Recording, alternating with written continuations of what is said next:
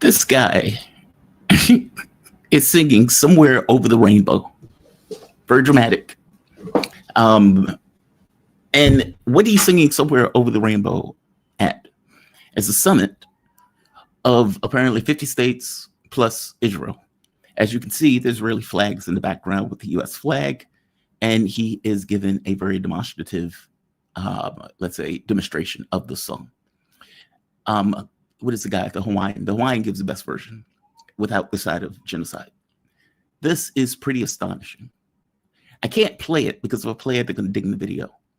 But just imagine a theatrical version of Somewhere Over the Rainbow with this guy, arms wide open, like a bird, singing Somewhere Over the Rainbow.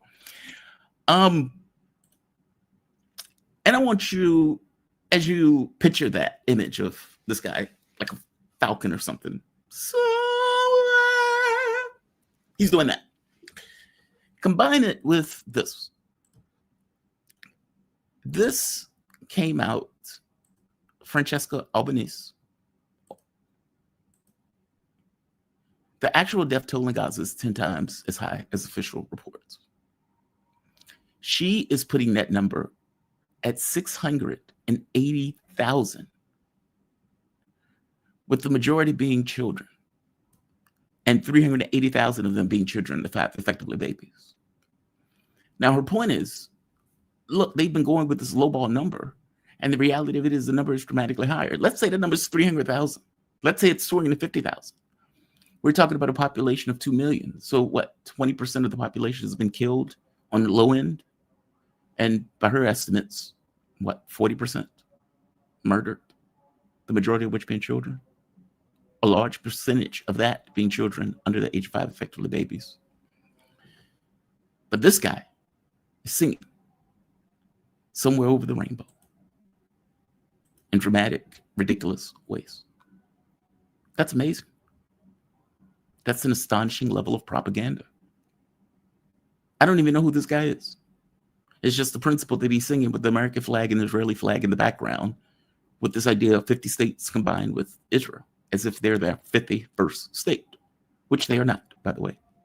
They're foreign government that has too much influence in our own affairs and gets far too much money from us as a country in order to persist and back their genocidal campaign. You can even say our genocidal campaign, because let's be honest, Israel is not doing anything that the United States does not permit Israel to do. That's an amazing story. That's an amazing story. The other amazing story that came out is Candace Owens. Now, I have to be honest with you. I don't necessarily really boost anything that Candace Owens said. She's been screaming that Macron's wife is a man for God knows how long. And you may end up with Bridget running Candace Owens' show in a while if Candace Owens loses that lawsuit, which she's dead to rights will lose. That said, that doesn't mean that she doesn't have connections on the right. And she's been a strident voice for condemning the genocide that Israel has been committing. And if you are indeed a Christian, looks like this would be your natural position. But it is apparently not the natural position of many people who are on the right and left and the establishment of Democratic and Republican Party that backs this genocide full bore. Listen to what Candace Owens says. She is making the argument that Charlie Kirk was threatened by members of a goon squad of Zionists in a meeting in the Hamptons because they wanted him to effectively get his mind right and be more vocal about being supportive of the genocide. Now, some of this might have came because he invited Dave Smith on the show to debate one of the other lunatic Zionists, and Dave Smith wiped the floor with the guy. And according to her, Kirk was having doubts about continuously supporting the murder of hundreds of thousands of babies. Listen to what she says. Listen to what she says. And by the way, some of this was corroborated because Bill Ackerman, one of the people that was at the meeting, responded to her, did not undercut anything that she really said, short of, quote unquote, being threatened. But again, threatened is perspective. If you have a bunch of your goons here and you're telling me that I should visit Israel, I should visit one of your gulags, I should visit whatever in order to try to get my mind right with a veiled threat behind it, then yes, I'm going to take it as a threat. And she makes the point of saying that people have reached out to her for the exact same thing. Who knows how many of the people you listen to that support the Zionist maniacs, these thugs that are out there murdering women and children for sport, how many of them have been paid that you are completely unaware of to take that position?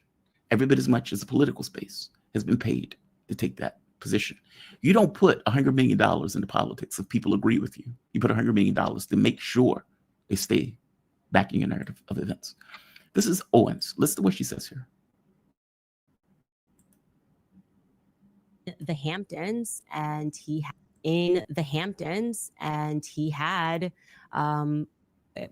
more than one event, but he had essentially what was staged, an intervention was staged by Bill Ackman, because Charlie's rational thoughts about Israel were a no-no. This is not the route that you should be going on. And Charlie was surrounded by his friends, his quote unquote friends. Bill Ackman was very upset, and threats were made. That is what I am told, and I will tell you that I am very happy for Bill Ackman to dispute this narrative. In fact, he was asked to dispute this narrative. Max Blumenthal went out to him today, and Bill Ackman came back and said, I have receipts I can show you. And he did not provide the receipts. This is not how it went down. I know it went down this way. I'm waiting for one of them to go on record and to say that it didn't go down this way. It was at this time that Bibi Netanyahu was called and Charlie was invited to Israel. This was an under duress situation, I would say, because I've been in these situations before. When I started asking very sensible questions about Israel, as someone who had dedicated her political life to supporting Israel, many times alongside Charlie Kirk, I was met with the very same pressure. And just like Charlie was being invited to Israel, I was invited somewhere else. And she makes the point of saying that there's somebody with a guilty conscience that was at that meeting that effectively reached out to her to tell her this. Now, Bill Ackman, has responded to this in a tweet, a very long tweet. And I can show it to you. None of what she said, short of threat, was disputed. It wasn't disputed. He sends out a very long tweet right here, Bill Ackman, basically saying, yeah, there was a meeting. We were at that meeting with Charlie Kirk. It wasn't a threat. We're having a conversation. How dare Candace Owens besmirch my name in such a way? The notion that somebody who supports the genocide, believing their name is besmirched by somebody else, is pretty astonishing to me. But none of this contradicts what she said. In fact, she responded to Ackman, pointing out, you have not contradicted anything I said. You've offered no receipts. I'm waiting for somebody to come onto the record to have a conversation with me about what took place at that meeting. Now, I have no idea what took place at that meeting, just to be clear. The fact, though, that the meeting did take place in the Hamptons, Charlie Kirk was at that meeting. Ackman and the Zionist goons also seemed to be at that meeting. And you have to question, why were they pushing him to, hey, take this trip to Israel? Hey, we need to get your mind right. If indeed he wasn't coming to a conclusion that might have been different than, let's say, the status quo that they wanted.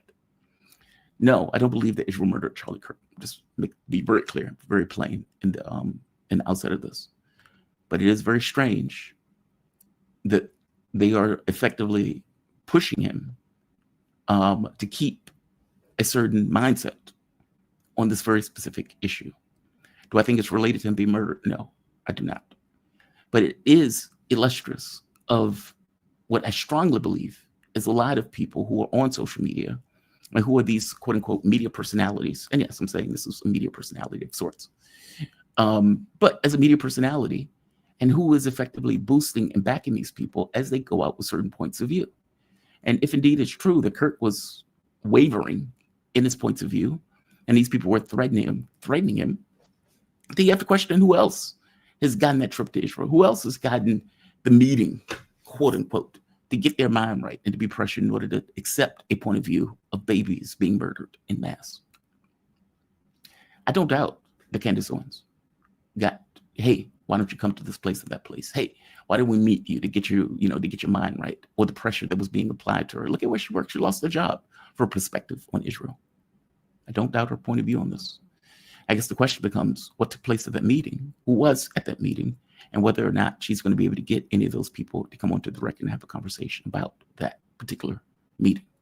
What it sounds like is Kirk was threatened to maintain a certain point of view on genocide that he may have actually been wavering on. It's interesting. It's very, very interesting. And again, Francesca Albanese, UN rapporteur, has pointed out the death toll is much, much higher than we've been given.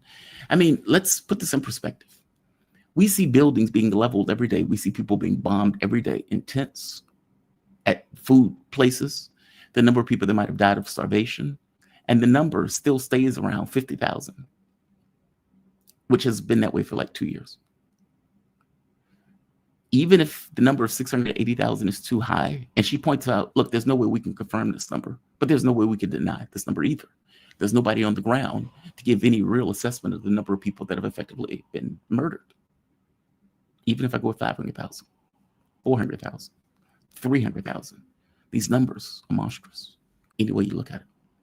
So if Kirk, somewhere underneath all that racism and bigotry, had a conscience and actually took his religious beliefs seriously to some degree and could see all of these babies being murdered and was wavering, it is very interesting. I just said it that way.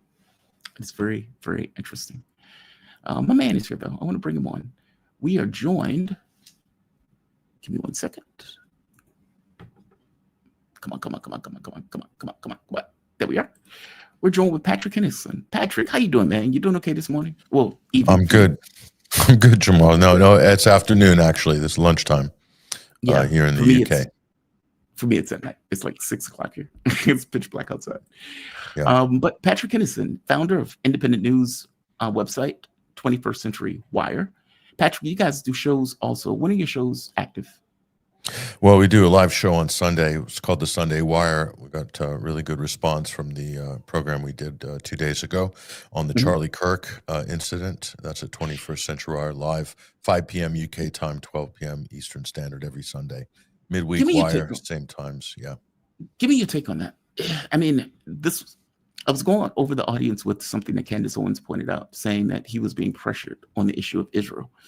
Kirk has been interesting to me on a few counts. One, in this kind of weird propaganda war that's taking place, where the left and the right are trying to use him as a cudgel to hit the other side. Yeah, definitely. And that, to me, that is one of the most interesting things in the world. The guy dies. The right tries to reinvent who he was. The left tries to maintain this notion of, look, here are all the videos of what this guy was. Stop trying to make him into some kind of prophet or some kind of civil rights hero. And then both go with this idea of, well, look at this good white guy that murdered him. And the other side is like, well, he was living with a transgender person, so obviously he is on the left. And this war of narrative has been taking place ever since Charlie Kirk's death, with Charlie Kirk effectively being a cudgel, not even a human being, a part of this. Give me a take on this before I move to the Candace Owens thing, because I do want to get your take on that also. But on that very first point, give me your thoughts. Well, let's just, I think it's important to frame this in a certain way and to look at this in a wider perspective. And the perspective I think that's important for people to understand is, who was Charlie Kirk? What was Charlie Kirk? What is Turning Point USA as an organization? And how is being portrayed in this narrative is that Charlie Kirk was a podcaster and he was just this guy, young guy who had an opinion on things, and he was with this organization called Turning Point USA. You know, not much to see here. It's pro MAGA. No, Turning Point USA had revenues of $100 million in 2024. That's according to their records, upwards of 100 million. Okay, that's a big political action committee running as a 501c3 or a not-for-profit. It's basically a political action committee with an events arm and a media arm, basically. Charlie Kirk was put as the head of this organization, which he co-founded. But what's important is how do they get 100 million a year? And they get those from some of the most wealthy individuals in the United States of America, the donor class, billionaires, richest people in the country. So Charlie Kirk is really a megaphone for the billionaire class. So whatever the donor class, hundreds of millions or billions, some of them are worth, some of these families, family foundations, that he's a reflection of their views. He's a reflection of their desires of how to shape the American political landscape, albeit on the so-called conservative side, or the so-called Christian conservative side, or the so-called Christian Zionist side. Okay, so he is really a reflection of that. His views are not necessarily independent, because if Charlie Kirk lived in a $6 million estate in Scottsdale, Arizona, that's one of the richest pieces of real estate neighborhoods in the country. Okay, right up there with Beverly Hills and everything else. So, and he's not short. He wasn't short of a few dollars. Neither is his family. But he had the views that you have most likely have to be reflective of your donor class. Otherwise, you will not get the money. Otherwise, your organization will be shut down. And so, whether or not he changed those views in the last few months because of certain pressures that have come as a result of changes in trending topics and changes in attitudes within MAGA, specifically to do with Israel, and also to do with the cover-up, the Trump administration's blatant cover-up of the Epstein files. So that split and fractured MAGA, created a lot of consternation, a lot of problems within Charlie Kirk's world as well, within the Turning Point world, because they represent 18 to 35-year-olds, young conservatives. And so if you think about it from an Israeli lobby point of view, if that is the number one young conservative organization and they're steering that crowd, 18 to 35s, that's the future electorate. Those are many future congressional persons, federal employees, senators, presidents will come out of Turning Point. So if they're wavering on the Israel issue, that's an existential threat to the Israeli lobby and to Israeli interest. So then Charlie Kirk goes from becoming an ally and an asset of the Israeli Zionist interests and the ultra-conservative U.S. right to being a potential problem or a potential liability in a very short space of time. We're talking about the last 4 or 5 months, maybe in really the last 8 weeks, okay, since the Epstein story went toxic, okay, for Trump. So this is the point I tried to make to people. Charlie Kirk was a political tool while he's alive, okay? After death, he continues to be a political tool used by the very same forces that used him while he was alive in order to be a divisive, polarizing figure, to drive divisive narratives, to create schisms, left, right, woke, anti-woke, pro-Israel, pro-Palestine, pro-Christian, pro-Muslim. These are all artificial schisms that are created through media, through big money injected into politics, and a lot of this division it benefits the Israeli lobby, benefits Benjamin Netanyahu and Zionists within Washington that are driving the Middle East policy. And let's face it, look at the situation in the Middle East. I mean, look what the Israelis are doing to the native Palestinian population. They're exterminating them right in front of our eyes, especially in the last couple of weeks. It's shocking. And that's a criminal enterprise writ large. And the leader of that country, Benjamin Netanyahu, was meeting with Kirk just prior to his death. Reports are, if we go by the Gray Zone and others, that there are offers to bankroll by Israel to bankroll Turning Point. Okay, and Charlie Kirk supposedly rebuffed these and also was platforming Tucker Carlson, Megyn Kelly, Dave Smith, all people being a little bit more skeptical and objective on the Israel question at the recent Turning Point events.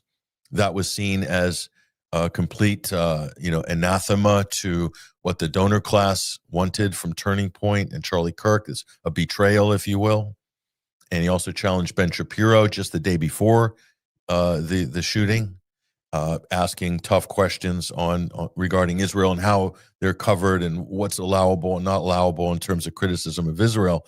And Shapiro was visibly uncomfortable on camera while this was happening. And so, we have to, that these are all circumstantial factors, okay? But it's important in how we frame and look at this situation. This is putting the forensic case aside, okay? So we're looking at the forensic shooting case. That's one item to analyze and look at. Then we have the circumstantial discussion, which is what are the political forces here that might be at play? And this is not about, it looks to me like a professional hit or whatever happened that day. It's professional hits can involve state actors. And there's one country that's involved in more political assassinations than any other country in the world, especially in the last few years, is the state of Israel.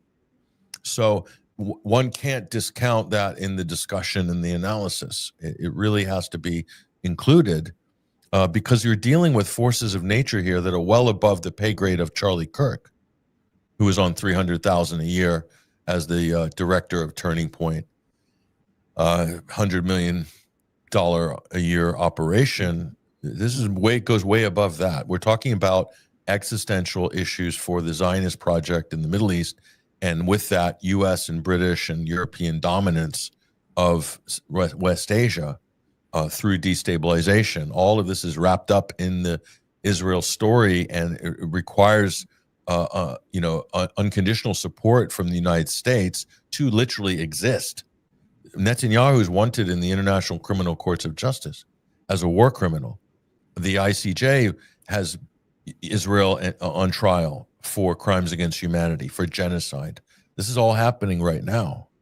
And so we have to look at this in a political context to say these are major factors here. Not to mention Charlie Kirk confided in his closest colleagues that he felt threatened that if he reversed or turned on Israel, it could, his life could be in danger. I mean, imagine if he had said that about, radical Islam or whatever, some other area of discussion, the press and the media would be all over it and say the Iranians did it.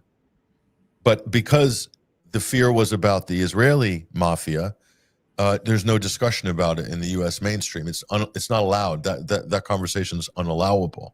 Yeah. So that's not a small thing, and I think Candace Owens, Tucker Carlson, Megyn Kelly, and many others, and Dave Smith, and people supposedly on the the right, or the libertarian or conservative right, or the Catholic conservatives, have broken ranks on the Israeli conversation. And I think Charlie Kirk might have been being pulled in that direction because he's reacting to his base, and the base is fractured. So Charlie Kirk was just like any mainstream podcaster. They'll stay with the establishment line, and then if there's a break in the base, if the news feed's trending in a different direction and the polling's trending in a different direction, which it is on Israel, then they pivot. They adapt and pivot. But until that time, they stick with the party line. That goes for Joe Rogan, Russell Brand, all of these high-profile, Patrick Bet-David. All these people are terrified to go against the grain and jeopardize their empire until such a time when the base has already fled, the base has already bolted, the bull's out of the stable, and then they start bringing guests on and talking about it in kind of questioning tones and so forth. Charlie Kirk is exactly the same. Although the difference between him and a mainstream podcaster is Charlie Kirk is accountable directly to a billionaire donor base, whereas the mainstream podcaster is really only accountable to the executives at YouTube. Let's just boil that down to simplicity. Okay. Yeah. So that I think is important to frame this in that perspective, and then we can have further discussions about what we think has happened or what didn't happen or where is this taking us. But with the last thing I'll say, Jamal, is you made the correct point right from the onset, which is the divisiveness. And if you look at what's happening in the UK, Elon Musk is pushing race wars.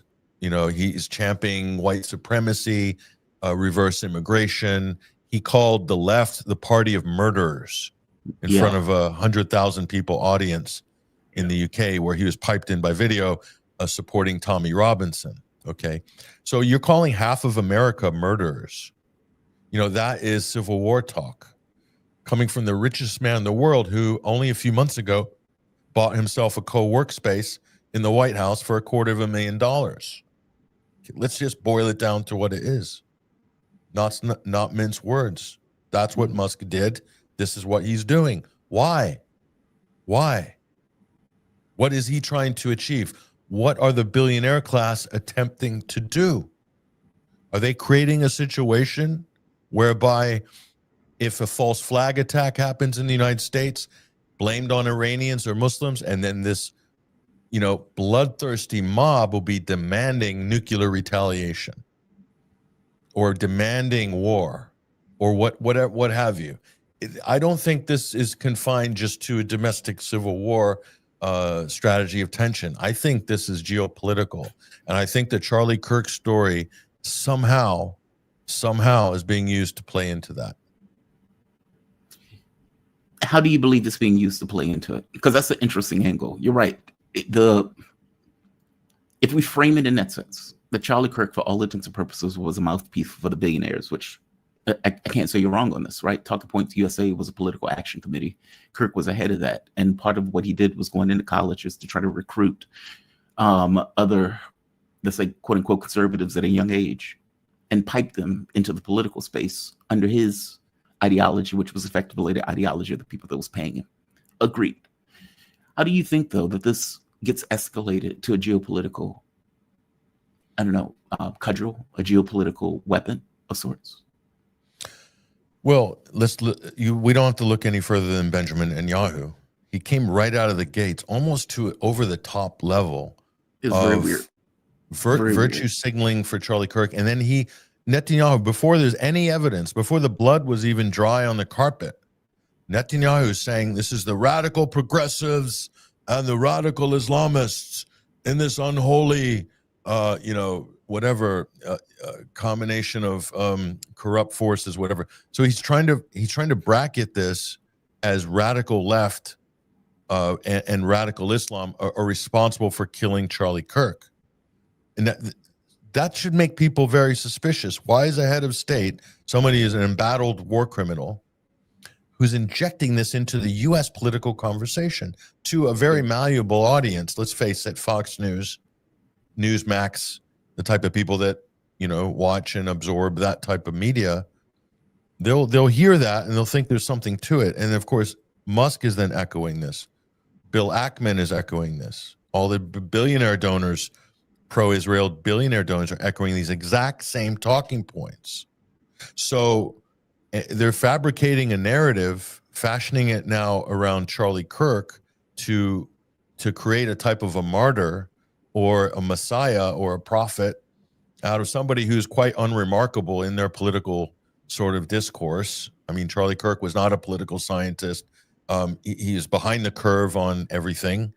And so what they're trying to do is stack on the left woke, so woke, pro-Palestine, LGBT, pro-trans, progressive, and let's just say Marxist or whatever, stack that up.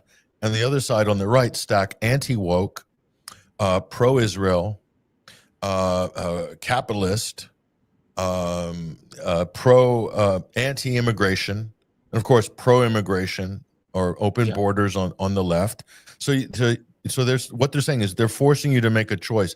You're there with all of that on the left, or you're going to accept all of this on the right, and there's no nuance in between. Pick a side. And they're forcing people into these cul-de-sacs, which are completely artificial, in order to get people to say it's us or them. Major alternative media figures came out immediately after Charlie Kirk was shot saying this is war against the radical left. They're coming for us.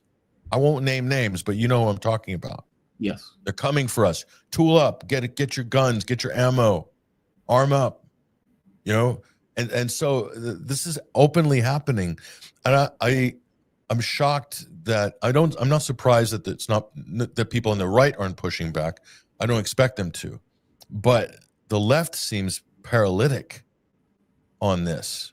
Like they're not able to respond because in a way they're a victim of their own circumstance, because they've been pushing a phantom menace in Russiagate and Donald Trump being a Russian agent for the last 10 years, which is completely fake.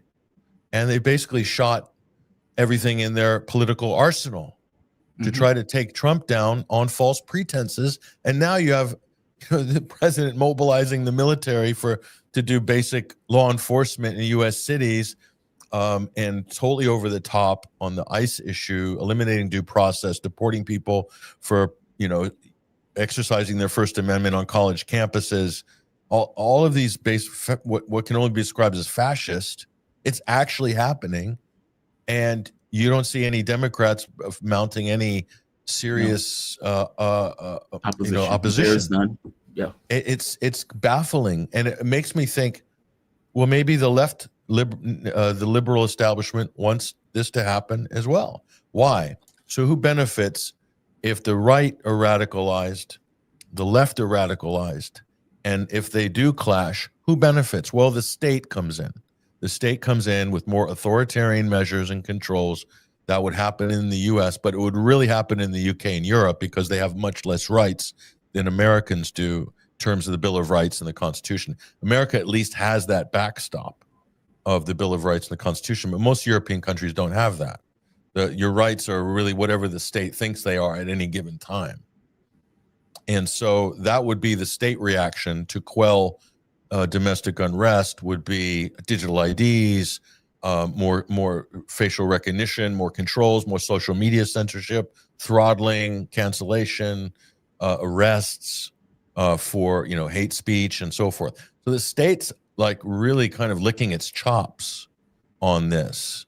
And I think the Trump administration too, a lot of members of Trump's cabinet and so forth, putting out some very inflammatory statements on the back of the Charlie Kirk thing. So they're trying to cultivate political capital on the back of Charlie Kirk. They're all doing it. And it's so shameless. But this is where we're at politically. We have some of the shallowest people you can imagine that are basically driving politics and political discourse right now in America and also throughout the West. While the Western economies are failing, and of course this is a great distraction away from real issues, like our governments are trying to kick off World War III in 2 or 3 different locations. The economy is in shambles. Sanctions have failed. Tariff wars have failed.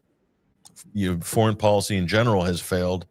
And meanwhile, all these things go basically unattended. And the Epstein story in America just basically got washed away and denied by the government, who ran and campaigned the Trump administration that he was going to release it all and expose it all and so forth.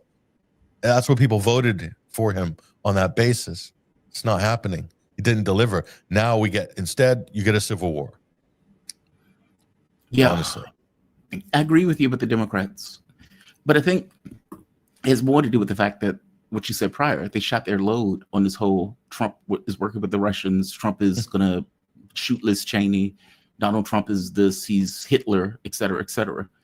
And after all the lawfare, after all of the hyperbolic political rhetoric, he won.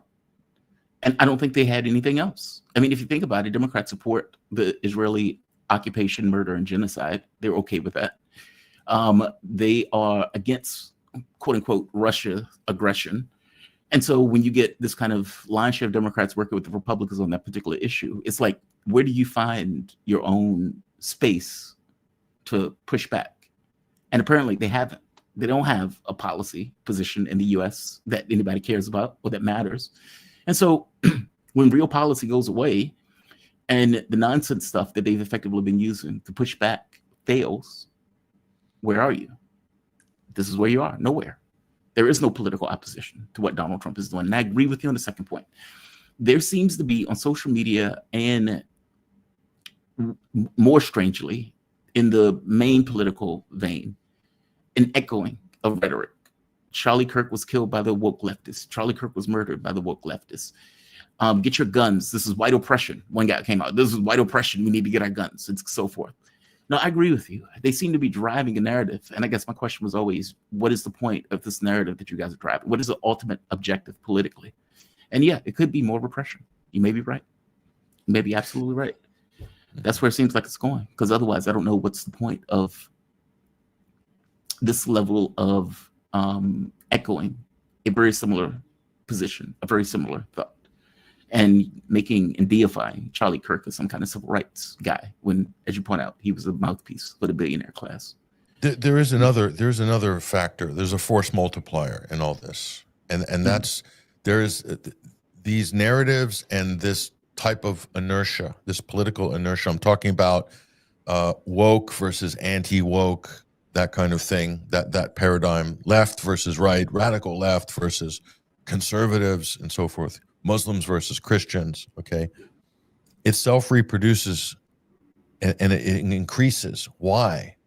What is making it reproduce, and what is the force multiplier?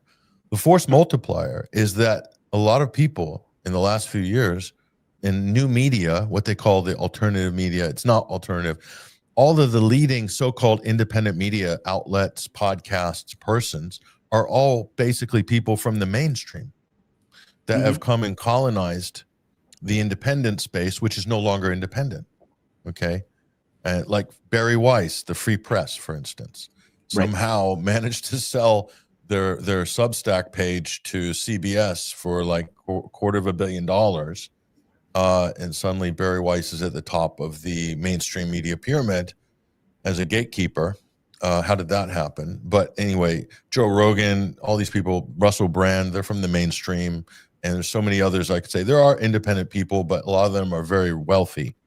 They're not actually grassroots independent journalists. There's a few, certainly the types of people you talk to, Jamal, and on some shows like yours, that's probably more of a true independent voice. But it's an industry, and that industry kind of came into its own. The Daily Wire is like the classic example. If I was doing media studies and we were really talking about this and breaking it down, deconstructing it, look at the Daily Wire as a case study, and who they selected as their hosts, how they launched, and it was really about, like, you know, the anti-woke, the anti-left, that sort of thing. And they got a little bit into the anti-vax with the COVID crisis and so forth, into the freedom movement a little bit. But and then the gender issue, you know, anti-trans and so forth. So that became the dominant. Jordan Peterson is another one. He's on the Daily Wire. Okay, he's in their stable of so-called influencers.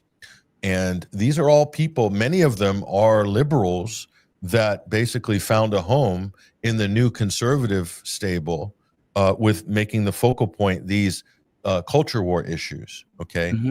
And so then they carved out this space. The billionaire class, the money pours in because it realizes that this is the new, you know, sort of, if you will, center ground for the new conservative right.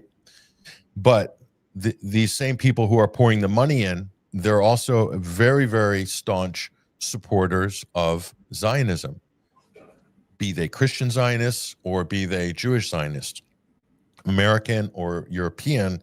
They want to basically get a hold of these influencers. Dennis Prager University, perfect example. It advocates, you know, very, very hard to the paint for Israel, but then fashions itself as a pro-freedom, pro-American organization. But on the issue of support for Israel, unflinching. And Dennis Prager himself is a, you know, entertains the evangelical Christian cohort and so forth, and recruited Candace Owens from the get-go because they saw her on as a black conservative woman, who was a lethal weapon against the radical left, an asset. Immediately, she was recruited, sponsored, looked after, paid very well. And that platform helped to catapult her into the Daily Wire when she got even bigger. And then suddenly Candace Owens decides to think for herself and develop her own independent ideas. Yeah. And all of a sudden, she's branded as public enemy #1 by Ben Shapiro and the mainstream media, casting her as a kook, as a conspiracy theorist, all these things. Why? Because she veered on one issue. And that was the issue of Israel and Gaza. That's it. So isn't that amazing with this whole, Death Star of a right-wing media confab, and the one thing that can sort of make the whole thing malfunction is a single issue. And you know what? That's also the case with the Trump administration. That this one issue, as it did to the Democrats before with Biden, this one issue became a major fissure. And so Donald Trump's willing to trash the U.S. Constitution, trash the First Amendment, send Marco Rubio out to hunt down students for writing op-eds and calling them a threat to U.S. national security because they criticize Israel. So he's willing to trash the U.S. First Amendment, freedom of speech, freedom of assembly. Those are the bedrocks of the United States society, of our country. Bar none. There is no Second Amendment.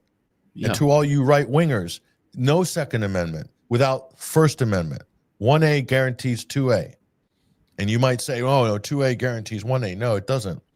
And Donald Trump is willing to sacrifice that plus every international agreement the United States has ever signed, from the Genocide Convention, support for the United Nations, human rights conventions, and so forth. Trash the ICC, trash the ICJ, trash all the UN resolutions that go all the way back to 1948, trash the U.S. reputation, backing a genocide, supporting a criminal entity, masquerading as a state in the Middle East, and allowing a leader who's a wanted war criminal to come and festoon around in the Capitol like he is the president of the United States. I'm talking about Netanyahu. So Trump's done all of that damage just to protect one special interest group that's obviously important for U.S.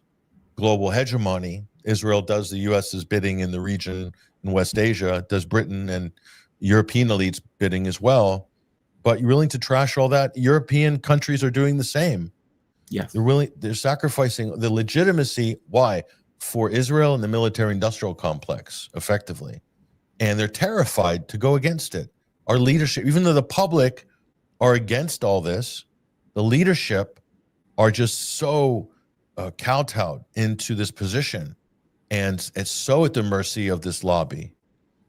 It's the American people's general views are not that of Lindsey Graham and Tom Cotton. They're not.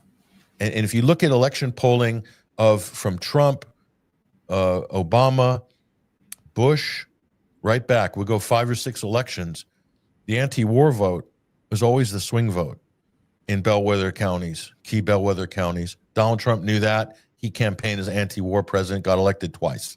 Did the opposite. And did the Obama opposite.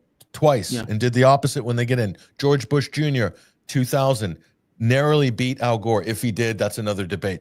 But on the issue of no new nation building, as a rejection of what Bill Clinton did in the Balkans and previous errant adventurism from the Clinton administration, George Bush got an edge to conservatives on that very issue. And of course, when he got in, the opposite happened. You see a pattern that develops, that people don't want it, but we get it anyway. No matter who you vote for, you get John McCain in America. As I think somebody said, Judge Napolitano or somebody said that. Humorously, but it's so true. No, it is true. I mean, to make your point or to back that point up, Israel spent like $100 million in our election. And you have to wonder, if you already have people support on a particular issue, why do you have to spend that much money? They spent more than that. If you count individual Mary Madelson and the rest, total Israeli contributions or Israeli-aligned contributions to the Republican Party, including the Trump campaign, is 600 million in the last election cycle. That's astonishing. 600, over That is half a billion. Astonishing. Who else has that kind of money to throw around? I mean, Elon Musk's close. He threw in 250 million plus, quarter of a billion. But the Israeli lobby outspends everybody. And you know what, Jamal? Trump could have got elected without that money, probably, arguably. And he didn't spend that kind of money in 2016. And he beat Hillary Clinton, that accumulated the largest amount of campaign war chest in the history of U.S. politics.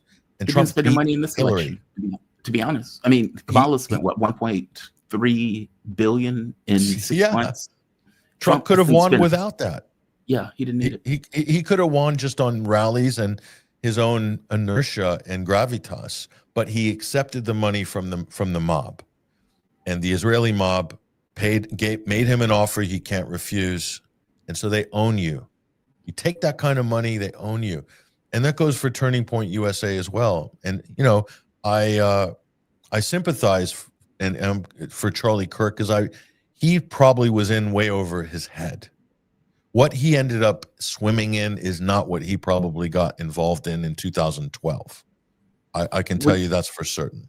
What do you think the difference is? I mean, according to Candace Owens, he had a bunch of Zionist goons try to convince him in the Hamptons that she uses the term threatened.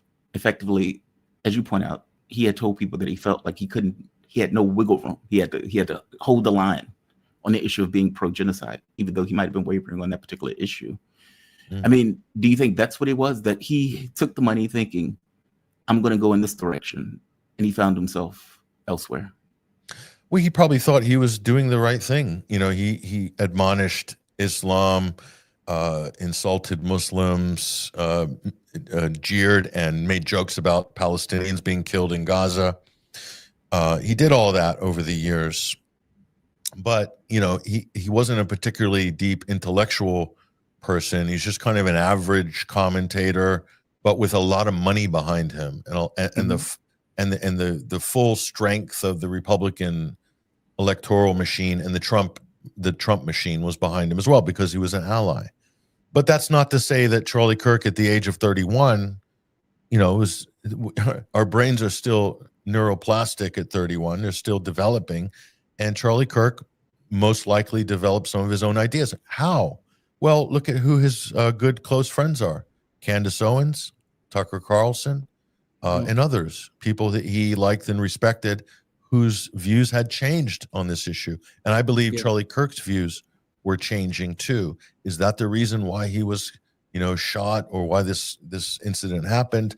I can't tell you that. We can only speculate. But we can look at the political circumstantial case, to me, is much more compelling than all these sort of, oh, the shooter lived with a trans person. A lot of this stuff is being walked back as we speak. Oh, it's nonsense. The engraving on the bullets, the living with trans. I thought he was living with his family. He was living with his family. And then suddenly he's living with trans. So the governor of Utah put out some crazy statements. That was the most cringeworthy press conference I've ever seen. Trumped only by Kash Patel. I mean, it's embarrassing what these people are doing. They just can't help themselves. Where's the decorum? Where's the restraint? Where's the consternation on these issues? We're in such a performative political circus environment. Yes, it's beyond cringeworthy at this point. It's just turning into the idiocracy. You know, I'm half expecting someone to crack open a can of Mountain Dew at some point. But I mean, what else? How else can you comment on this sort of stuff? And then you have Netanyahu driving the wedge in before, you know, the body's still warm. The Netanyahu thing was weird, because you have the leader of a country who's committing a genocide immediately after Charlie Kirk gets shot, starts putting out tweets back to back to back, condemning Muslims, saying that Muslims had something to do with the murder. And as you said, this was all taking place before the body was even cold. It was before there was a person in custody. Yeah, it was very strange. All of it was very strange. And then Jamal, Bill Ackman rushes to give a $1 million reward for information finding the killer. What was that all about? Well, Ackman was apparently one of the people that was in the meeting that took place in the Hamptons. And Ackman responded to Candace Owens, effectively confirming that the meeting took place, even though he characterized it as a mutual conversation, not necessarily a quote-unquote threatening conversation. But you have to wonder, like, why did you guys need to have that meeting if Charlie Kirk was on board for all this stuff? Ackman was the one that responded. So it's very strange. It's very bizarre. I agree with you that they're using him as a political weapon and a cudgel, as opposed to him just being a person. All of these people are now coming out the woodwork. Effectively, his death is similar to the way he lived, a political tool in both cases. So yeah, I agree with you. That's the bottom line. That's the bottom line. And you know, if you understand anything about what you're looking at here, understand that Charlie Kirk's political career is a reflection of the people that paid for that organization, that made him a national figure, you know, that made Turning Point $100 million a year concern. Okay. And he was then used as a tool by forces much greater than him. And after his death, he continues to be used as a political tool to generate political capital, which people are using to leverage agendas. If we understand anything out of all of this, understand that first. Then we can have some other conversations about it. But that should be the baseline. Yeah. Do you think this is going to work to create, I guess, whatever the political divisions they're effectively trying to create? It's like, yeah, there's rancor, and they're lunatics who are raising him to the level of some kind of deity, as a martyr per se. And if somebody's a martyr, you have to a martyr for what? What is the objective for being a martyr? Do you think this is ultimately going to work, though? I've seen a lot of this on social media, but is social media enough of a reality to bring this into the, let's say, the real world? Well, the martyr for what? That's a correct question, Jamal. We have to ask intelligent questions. A martyr for what? And a martyr against Islam is how some people are fashioning it. That's what Netanyahu would like to you to come away with. A martyr against wokeism, a martyr against the trans, a martyr against LGBT, a martyr for conservative values. What are conservative values? Are conservative values carpet bombing the most densely populated patch of land on the planet and annihilating the native Palestinian population? Are those conservative values? Because Mark Levine believes they are, and so does Ben Shapiro. And they were even questioning, or at least they didn't mention his name, but there's one notorious clip that's going viral on X right now of Levine and Shapiro talking about a certain person who is supposedly conservative, but isn't really. And I think they were, personally, it sounded like they were taking a shot at Charlie Kirk. This was months ago, or maybe previously. And, you know, so in their mind, conservative means you must back the genocide, you must support Israel, you must support the wars. That's, in their mind, conservative. When in fact, traditionally in America, that's the opposite of conservative. Paleo-conservative is not going to find in search of monsters overseas and is against military adventurism. It's more in line with, let's say, Ron Paul's foreign policy agenda. Yes. That's traditional American conservatism, paleo-conservatism, as it's called now. It's whatever people are ascribing to conservatism, like on Fox News now, flag waving, dropping bombs, killing brown people in the desert. That's not conservative. And it's certainly not Christian, especially because those are American bombs that have eviscerated Christian churches and killed scores of Christians in Gaza, where they were previously living in perfect harmony with their Muslim neighbors amongst other Palestinians. And again, what I just said there is something that a lot of so-called conservatives will not understand nor believe what I just said. But it's true. Yeah. So what does this speak? This really speaks to, I think, the sort of the decrepit intellectual state of the U.S. political discourse right now in 2025. And at the figurehead of that, of course, the top of that is Donald Trump, who, let's face it, not a particularly deep person.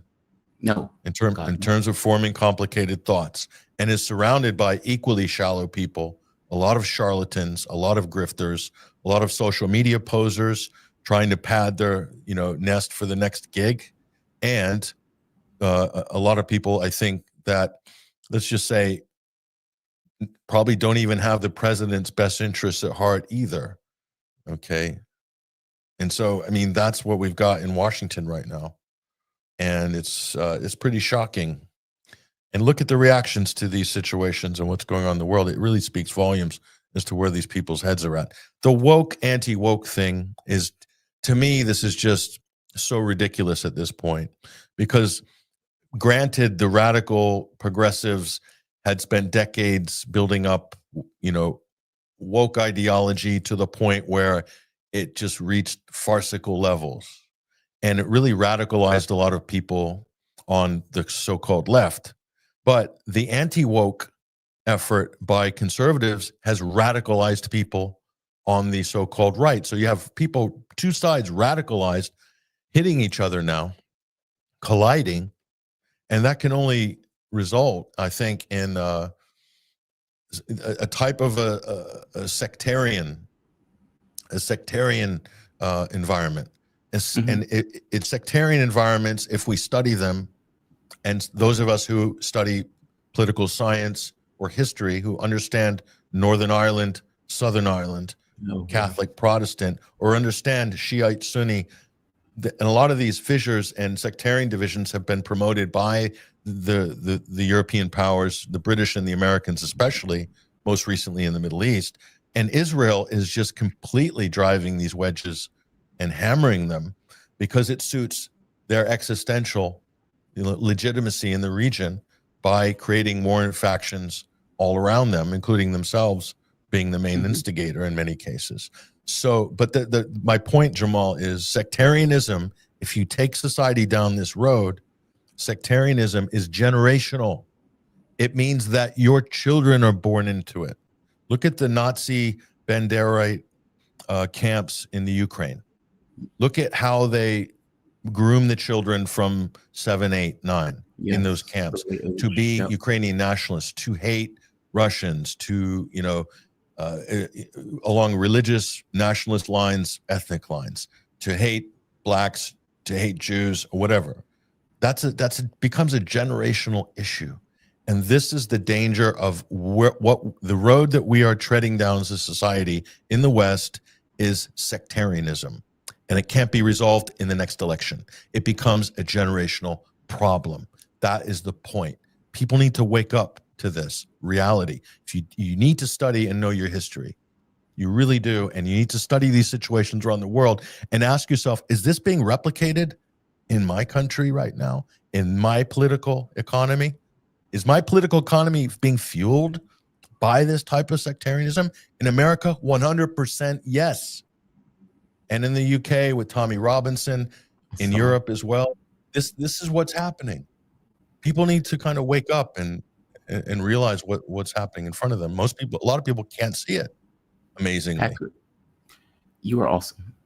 I thank you for this. Honest to God, my audience loves you. I always appreciate you joining me. Patrick Henningsen, founder of independent news website 21st Century Wire. He also has his show that comes on, and please give us details on when that comes on, just so people are aware of it. Yeah, we're Sunday Wire live every Sunday, 12 p.m. Eastern Standard Time, 5 p.m. UK time. Midweek Wire, normally we do it on Wednesday or Thursday, same time, 5 p.m. UK, 12 p.m. Eastern Standard. And I also do the UK Column News on Friday live at 1 p.m. UK time. That's a very popular show in Europe. And also a number of other great podcasts, including yours, Jamal, throughout the week. And again, 21stcenturywire.com, daily news and analysis every day. And some of our reports are, I think, some of the best out there. So I encourage people to check us out daily. I'm going to put the link at the bottom of the video when I cut the video, just so the audience can see it. I visit your site myself. You have great work. And so definitely check Patrick out. Patrick, thank you for this, man. You be safe, okay? Cheers. Thanks, Jamal. Bye-bye. All right. Shout out to Patrick. And he is right. I don't know if the left-right divide is even accurate at this point. We've been following this kind of French model of seating arrangement for so long. It seems like this is more establishment, anti-establishment. People who recognize that there's something fundamentally wrong with the way that this country is put together, the way this country is run. For example, Donald Trump just murdered more Venezuelans. And instead of feeling shame about this, he effectively posted this on a Truth Social post and just called them narco-terrorists. Donald Trump had no idea who he was murdering in that, when after the 11 Venezuelans that he murdered in a speedboat. I'm saying there's something fundamentally wrong with looking at this thinking, this is okay, and having a political instrument that in no way represents what the public actually wants. When Patrick mentions the Israeli thing, what the majority of the public is saying, Israel is a genocidal state committing a genocide. That's not represented in our political space. You have people walking around in Israeli uniforms. I mean, these people are effectively traitors to this country. And yet they persist. Election after election, they persist. Something needs to fundamentally change. And having a fight over Charlie Kirk being a deity is not it. It's just not it, either way you look at it. There's another clip I want to show. While all of these conservatives are saying, oh my God, the left is killers, the left wants to kill people. For one, that's not accurate in a literal sense. But the other way, it's also not accurate. Just, oh, my guest is here. Okay, I'll play this later. Let me bring my man in. We are joined, and I want to make sure I nailed this on the first go. David Hundeyin. How you doing, man? You doing okay today? I am great. Thank you very much. And it is Hundeyin, correct? Correct. Yeah, nailed it. Because see, that's the thing, right? When I'm here, they will say Jamari, and I just say yes. Okay, that's fine. Because from their point of view, the way they put their words together is different. It's supposed to be Jamaro, Yeah. Jamari. Yeah. It's like yes. I know you're talking about. But I do want to get names right. For some reason, I want to say Hundeyin, and in my head, it makes the switch. That's wrong. Hundeyin. Just for the audience, David Hundeyin, investigative journalist, author, filmmaker, founder of West Africa Weekly, and his 2023 James Carey Fellow at Cambridge University. Thank you for joining me, man. You doing okay today? I am. Thank you for having me. Always, man, always. When you are looking at news recently, what is the thing that has bubbled up is, from your take, one of the most important items that the West doesn't necessarily get to see, but is holding relevance? And it could be the continent of Africa or a specific space in Africa like the Sahel. What are you focused on currently? Well, there are a couple of stories, but I guess the one that has my attention currently isn't actually from the Sahel. It's from Nigeria. And it's essentially, it's basically there's a sort of meme / story making its way around the public space that says that Nigeria has exited the IMF program. So basically, Nigeria doesn't owe any money to the IMF anymore. Which sounds like great news. It sounds like great news, right? And then the flip side of that is Nigeria is now the world's third largest debtor to the World Bank and Africa's largest debtor to the World Bank. So basically, money has been shuffled around on the books. So the Nigerian government is going around spreading this meme that somehow we're fiscally responsible. We've taken Nigeria out of indebtedness to the IMF. So we're not, in actual fact, Western puppets because we've taken Nigeria out of IMF indebtedness. Meanwhile, Nigeria has become the most indebted country on the entire continent of Africa to the World Bank. Right? Nigeria has about $40-something billion worth of World Bank debt, which is just so basically it's like borrowing from the World Bank to pay off the IMF. Borrow from Peter to pay Paul. Yeah. So essentially, that's what the state of Nigerian public finances have been reduced to. So they're basically shuffling money around the books to try to make things look a certain way. And this is sort of connected to that. It's not exactly the same story, but it's connected to that. As part of their drive to raise revenue, tax revenue, to pay off these unpayable loans, they've created this new tax bill, which is supposed to come. It's been signed into law, actually. It's coming into effect on the 1st of January next year. Yeah. And one of the provisions of this bill, I mean, from an American point of view, you'll find it extremely totalitarian. But one of the provisions of this bill is that from January 1, 2026, no one is going to be able to operate a bank account in Nigeria without getting a tax identification number. And in addition to that, every transaction, like every payment that moves through your account, every bit of money that goes through your account, your personal account, for some cockamamie reason, is going to be counted as income. What? Yeah, Wait, let so- me get this right. So any money. So if I move a couch and somebody gives me $50, I put it in my account. They'll say, okay, that's income. It doesn't matter what it is. First of all, even as it is right now, that $50 is already taxed because every electronic transaction comes with a tax. First of all, that's bad enough. Now, for the purpose of tax assessment, according to this new bill, which has been signed into law, that $50 is going to be counted as income. So there's a threshold below which you're not expected to pay any tax. But the thing is, that threshold is so low that realistically, there's going to be like 10 people who don't qualify to pay tax, basically. So the idea is basically to widen the tax net in a way that has never been attempted in Nigeria's history before. And in addition to that, something else which is also included in the tax bill, which I guess also isn't even around here, people haven't yet cottoned on to it, is that the VAT, that's the value added tax, is being raised from 7.5% to 10%. And this is an IMF instruction. The IMF actually instructed Nigeria to raise it to 15%, to double it from 7.5 to 15%. But then, according to the IMF, and this is in a document published in July, it's on the IMF's website, you can read it. The document said, well, we understand that essentially for the purpose of not starting a civil war, let's not do everything at once. So break it up. So instead of doubling it from 7.5% to 15%, do it from 7.5% to 10%, which is what they've done. And it's going to come into effect from January 1.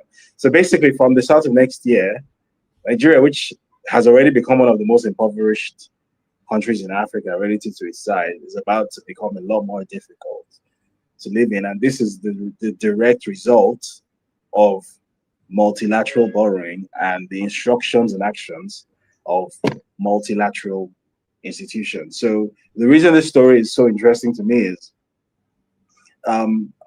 I find that it's very difficult to explain to people in these parts that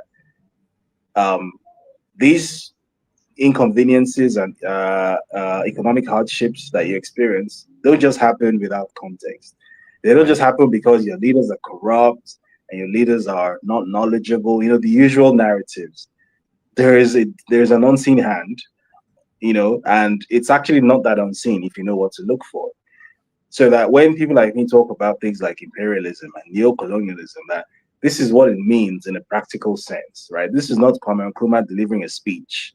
This is not an ivory tower thing that a university professor is talking about in an African studies class. This is a real practical thing, that the reason you're about to become poorer from next year, the reason you might get temporarily locked out of your bank account from January next year is directly because of something, a decision that was made in Washington without your buy-in, without your say-so, without your consent, and over your head.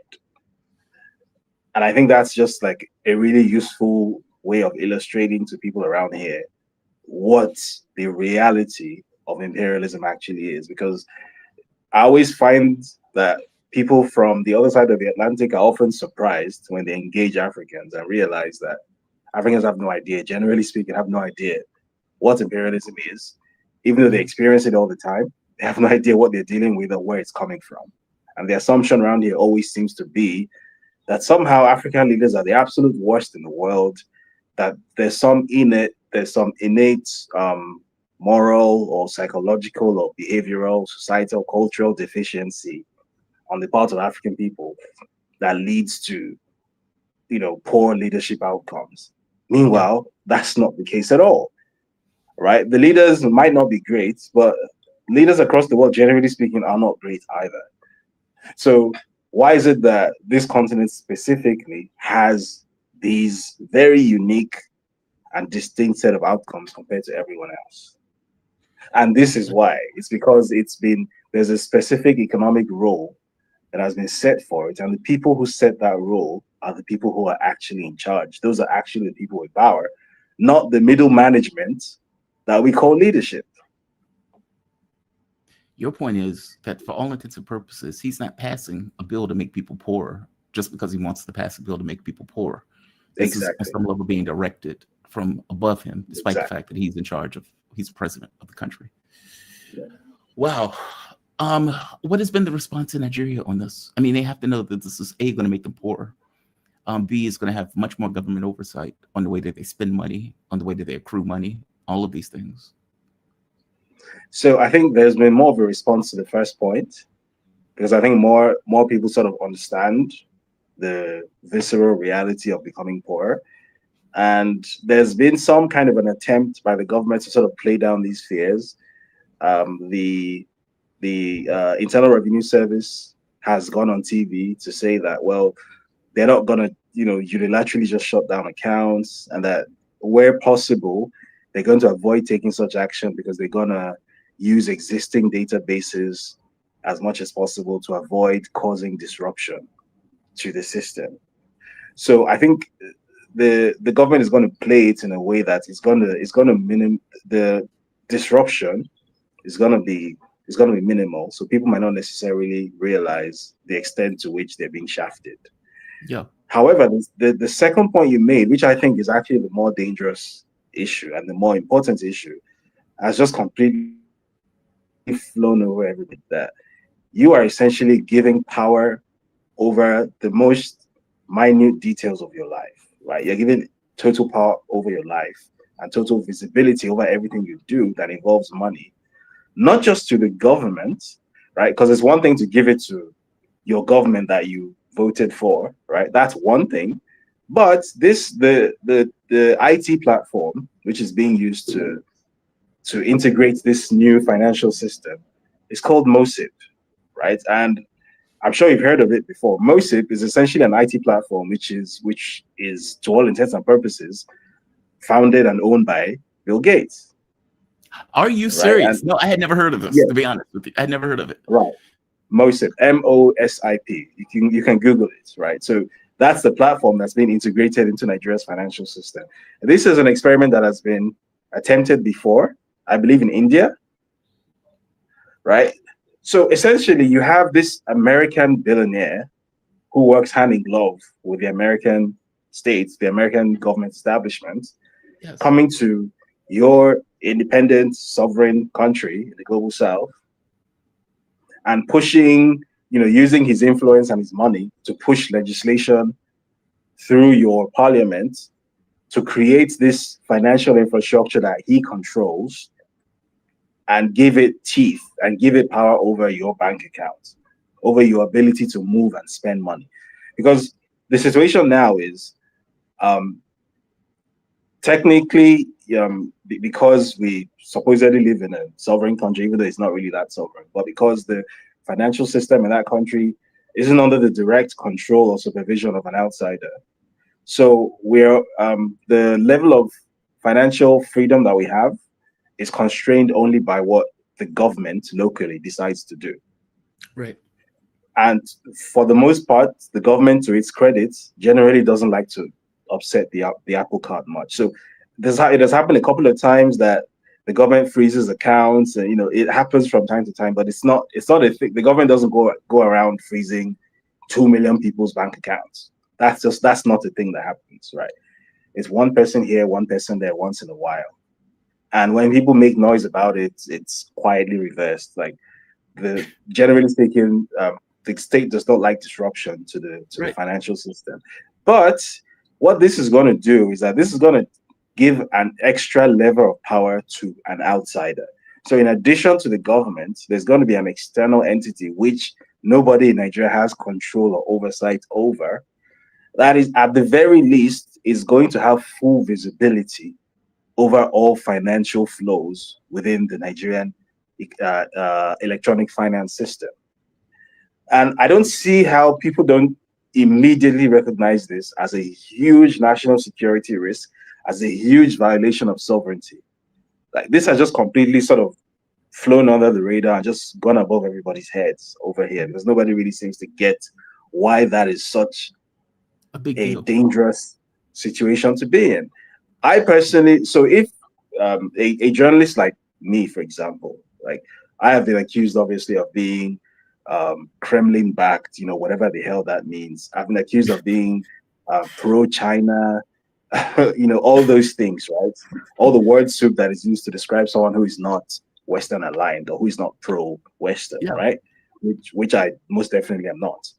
So currently, it is the case that I'm able to transact in Nigeria. I'm able to move money around. I'm able to do whatever I want. Even though the Nigerian government isn't really fond of me, but I still have a measure of freedom in Nigeria, at least financially, even though I'm not physically located there, right?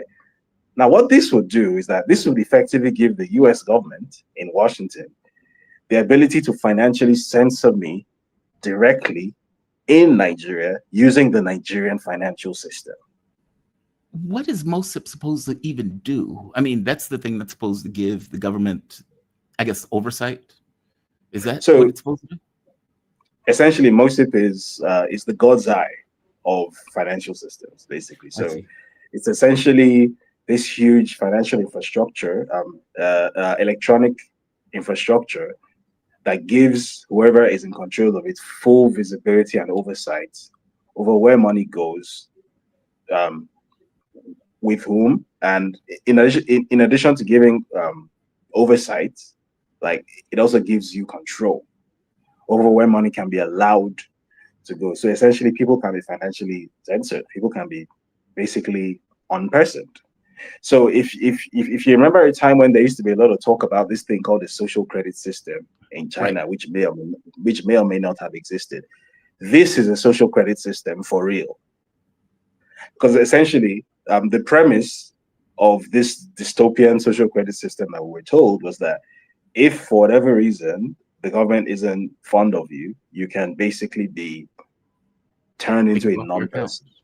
They can block your Yeah, account. you're I mean, Canada you will was not doing be it able with to do truckers, if anything. you remember. You won't be able to buy tickets to travel. You won't be able to buy food at a supermarket, that sort of thing. This is essentially what the power that MOSIP gives, in addition to taxation, because MOSIP was marketed by the Gates Foundation as a taxation solution primarily. The idea that was used to sell it was that in emerging markets, in developing countries, that a lot of the economy is sort of the gray economy. It's not formalized. So even if people are transacting electronically, it's difficult to know what the purpose of the transaction is. It's difficult to Right. know what is going where. So what MOSIP purports to do is to give a state full, like, Clarity. 360-degree visibility over all the money that is circulating electronically in an economy for the purpose of taxation. But the thing is, yes, taxation is one purpose, but how many other purposes can it be used for? Exactly. And would I want, certainly in the US, if such a thing were proposed, like, it would get shut down like in 5 minutes. No one would want to have People would anything have to do with it. feelings about Yeah, rando billionaire having full coverage exactly, and visibility on your exactly, account.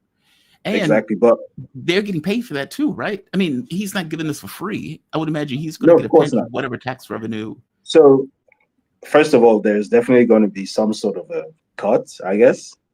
But even more importantly, like, it's not the amount of money that he's getting paid that I'm worried about. It's the data. The data is far more valuable than whatever cut of the revenues he's getting. Because think about it. At no point in the history of humanity has it happened that, a country of this size, we're talking 215 million people. The financial system has, I think, 90 something million bank accounts at least. Or no, I might be overselling it. I think 60 something million bank accounts. So I don't think at any point in time in human history has it been the case that an economic system that big has been essentially in the full control of one person.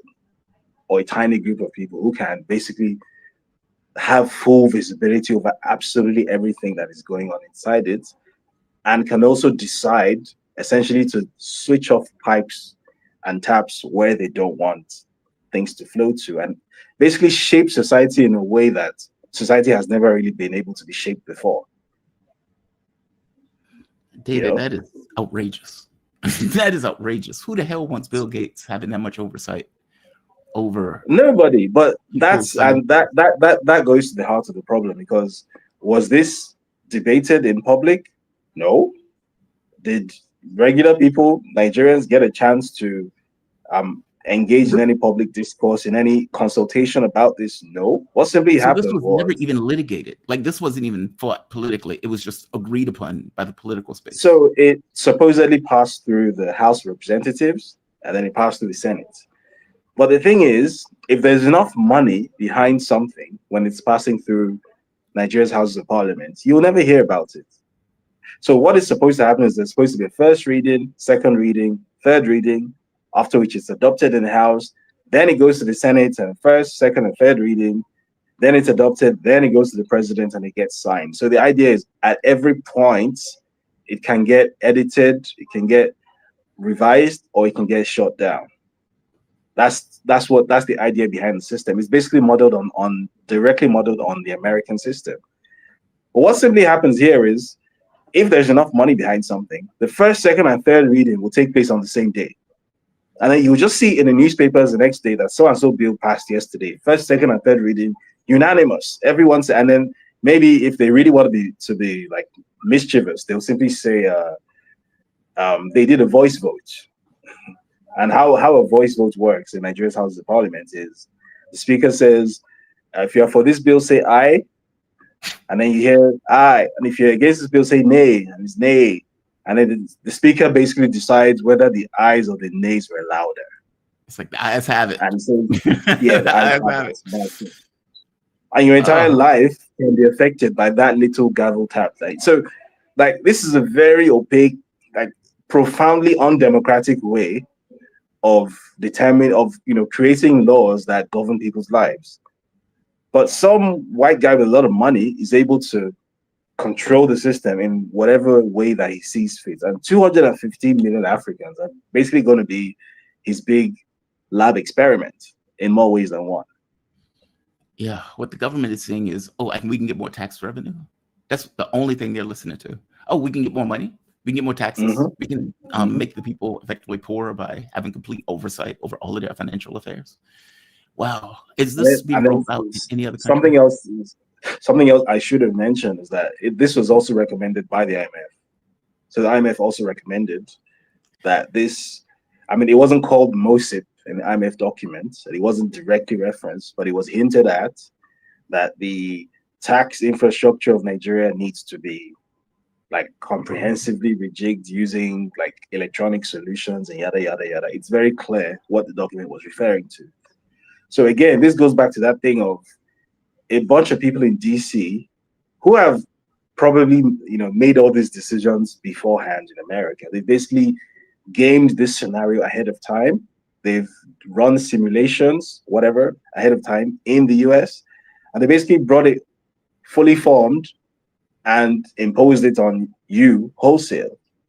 And because your government is basically the government that they put there, you don't really get a say in the matter. And that's kind of the situation that we're in now. That's outrageous. Is this being rolled out in other African states? It's being planned for rollout in Kenya and I believe Angola as well. But Nigeria, for some reason, is the pilot project. And Nigeria, for whatever reason, is one of Bill Gates' favorite sort of petri dishes, if that makes sense. Yeah. Wow. And it starts January 1st. Yeah. What is the VAT tax? I got to be, and forgive my ignorance, and the audience can be like, how do you not know what this is? You travel all these places, you have no idea what the VAT tax is. What is the VAT tax? Explain it for me. So value-added tax is essentially a tax on any sort of finished product. Okay. Or service. So you have, I believe in the US there is also a VAT. So how in the US, I believe how it works is that prices of things are displayed, and then you add the tax to the display price. The taxes are calculated afterwards. I believe that's how it works in the US. In Nigeria, it's more of like the British system where all that is already factored into the final price that is entered to. So VAT is basically, it's pervasive because it's taxed on fuel, it's taxed on because so essentially the meaning of VAT is value added. So any good or service which has gone through some sort of value addition process, there's a tax on it. So right? if I refurbish all a desk, for example, you bring so me a it's desk. essentially a tax on consumption, which makes it one of the most debilitating taxes for a population with no disposable income, right? Because you're basically trying to tax the consumption of poor people who don't have money to begin with. Poor people who don't consume are being taxed on their poverty, basically. So if you make minimum wage in Nigeria, minimum wage is 75,000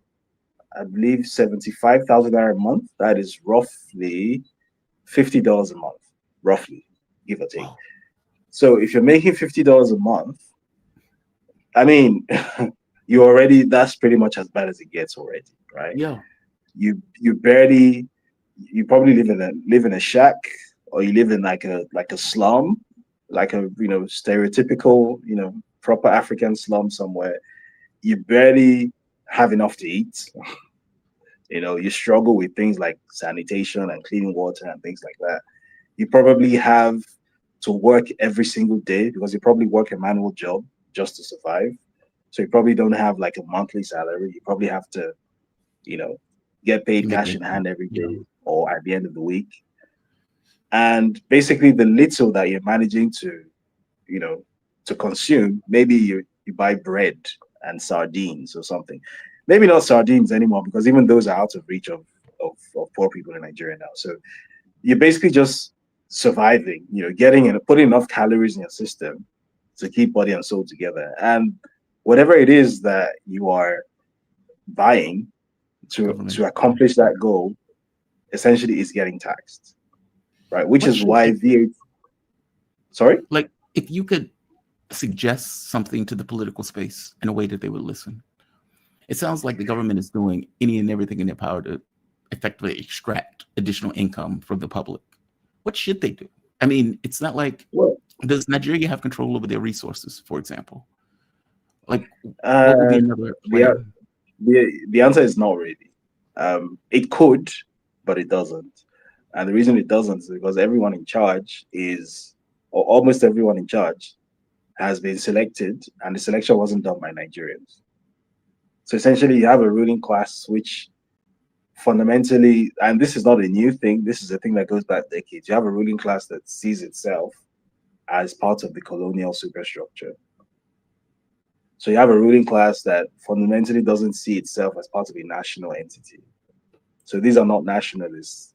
Nigeria has, I think, in its entire existence as an independent state since 1960, I think there are 2, maybe 3 people of all the heads of state Nigeria has had, more than 11 of them, that you could classify as nationalist in any reasonable sense. The rest of them have just been essentially either direct CIA assets, like the guy who's president now, or people who are just sort of hybrid, and they're neither here nor there. They're just sort of trying to placate everyone and keep everyone happy, and their goal is just to stay in power.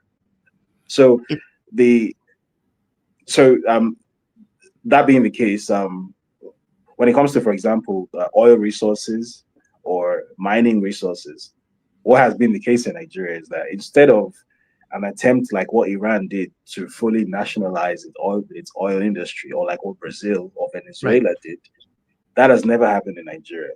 What has happened instead is the Nigerian governments have been fine with Shell or Ajib or Eni or Total or Chevron being the ones who actually do the work, and then they have a joint venture with the state oil company, and that joint venture agreement states that the state supposedly takes 50%, of oil revenues that are earned every year, supposedly.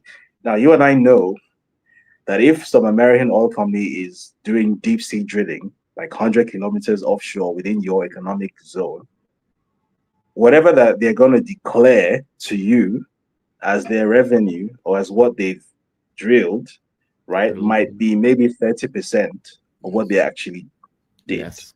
That's how it works. So you're going to get 50% of what they declared to you. You're not getting 50% of what has been extracted. You're getting 50% of what has been declared. So in that sense, Nigeria has already been getting absolutely shafted for decades. But at the very least, there was still that reliable revenue coming in from oil. Now, with solid minerals mining, it's significantly worse than that, because what you then have in that space is it's essentially almost like a free-for-all. So the parts of the country, especially in the north and in the middle belts, where you hear all these reports of violence, armed groups from the Sahel causing all sorts of mayhem, it just so happens, coincidentally, that a lot of this violence happens to be concentrated around these mining areas, especially where people live, so that people get driven out, and then places that used to be human settlements are turned into essentially strip mines, right? And a lot of this is happening without any meaningful government oversight. So who are these entities? We know that there are all sorts of, there are Belgian entities involved, the Chinese entities involved. It's a free-for-all. And they're all manner of unregistered and unknown airstrips all over those parts of the country.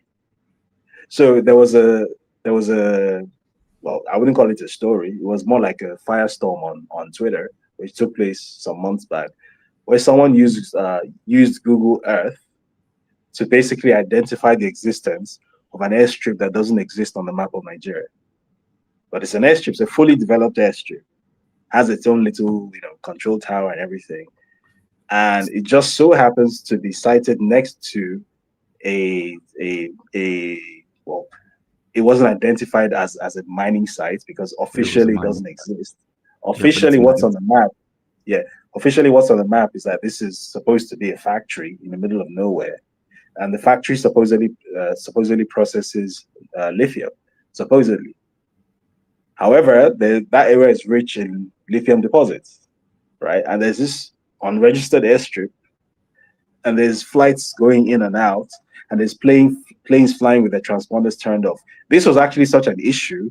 I believe it was in 2023, the Nigerian Civil Aviation Authority actually put out a statement to all air operators in Nigeria saying that any aircraft found, or any operators of aircraft found to be flying without the transponders turned off, they're going to face sanctions, yada, yada, because it's such a thing. Right. Wow. So kind of like the way you have it in the DRC, where you have the country just hemorrhaging its wealth to God knows who. There's a similar situation in Nigeria. And the Nigerian government, unlike with the oil space where it pretends to be an equal partner, the Nigerian government in this case is barely even present. It barely even has any presence. So this is depressing, to put it mildly. Yeah, it should be. Oh, man, I learn something every time you come to the show. And again, this is one of those things that I don't think people really know that they should be aware of. And it also gives kind of context to why the Sahel states did what they did in regards to nationalizing their resources.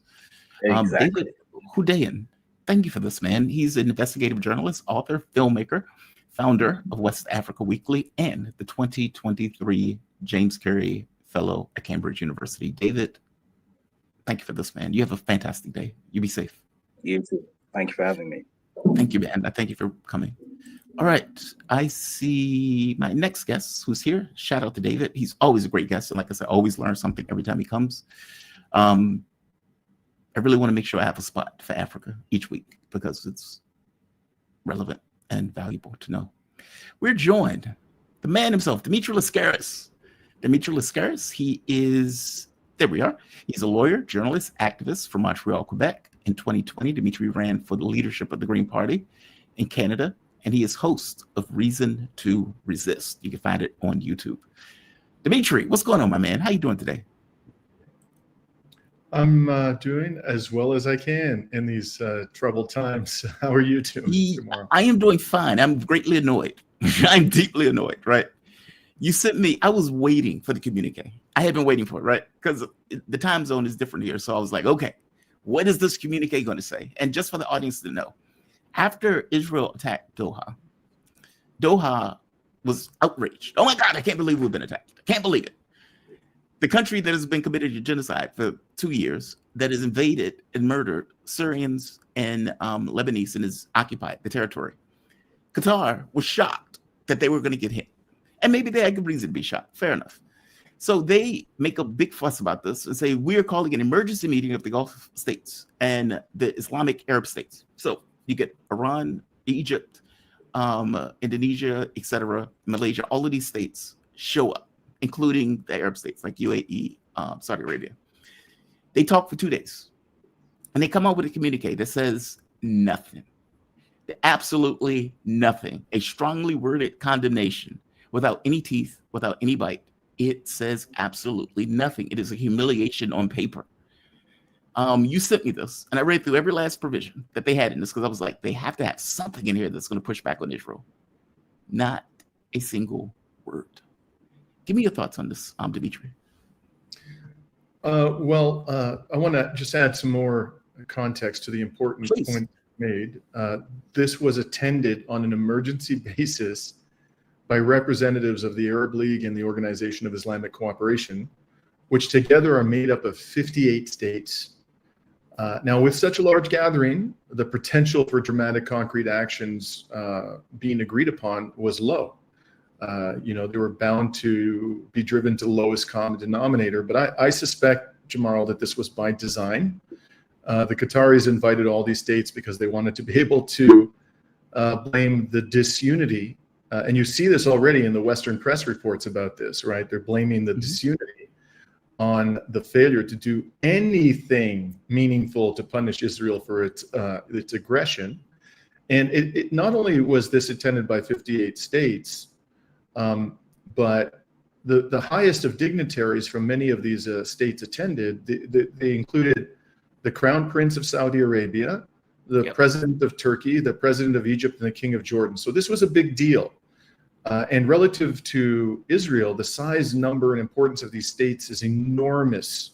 But as you said, it was an absolute nothing burger. So before I get into the details, the key takeaways are these, and you've already pointed to them.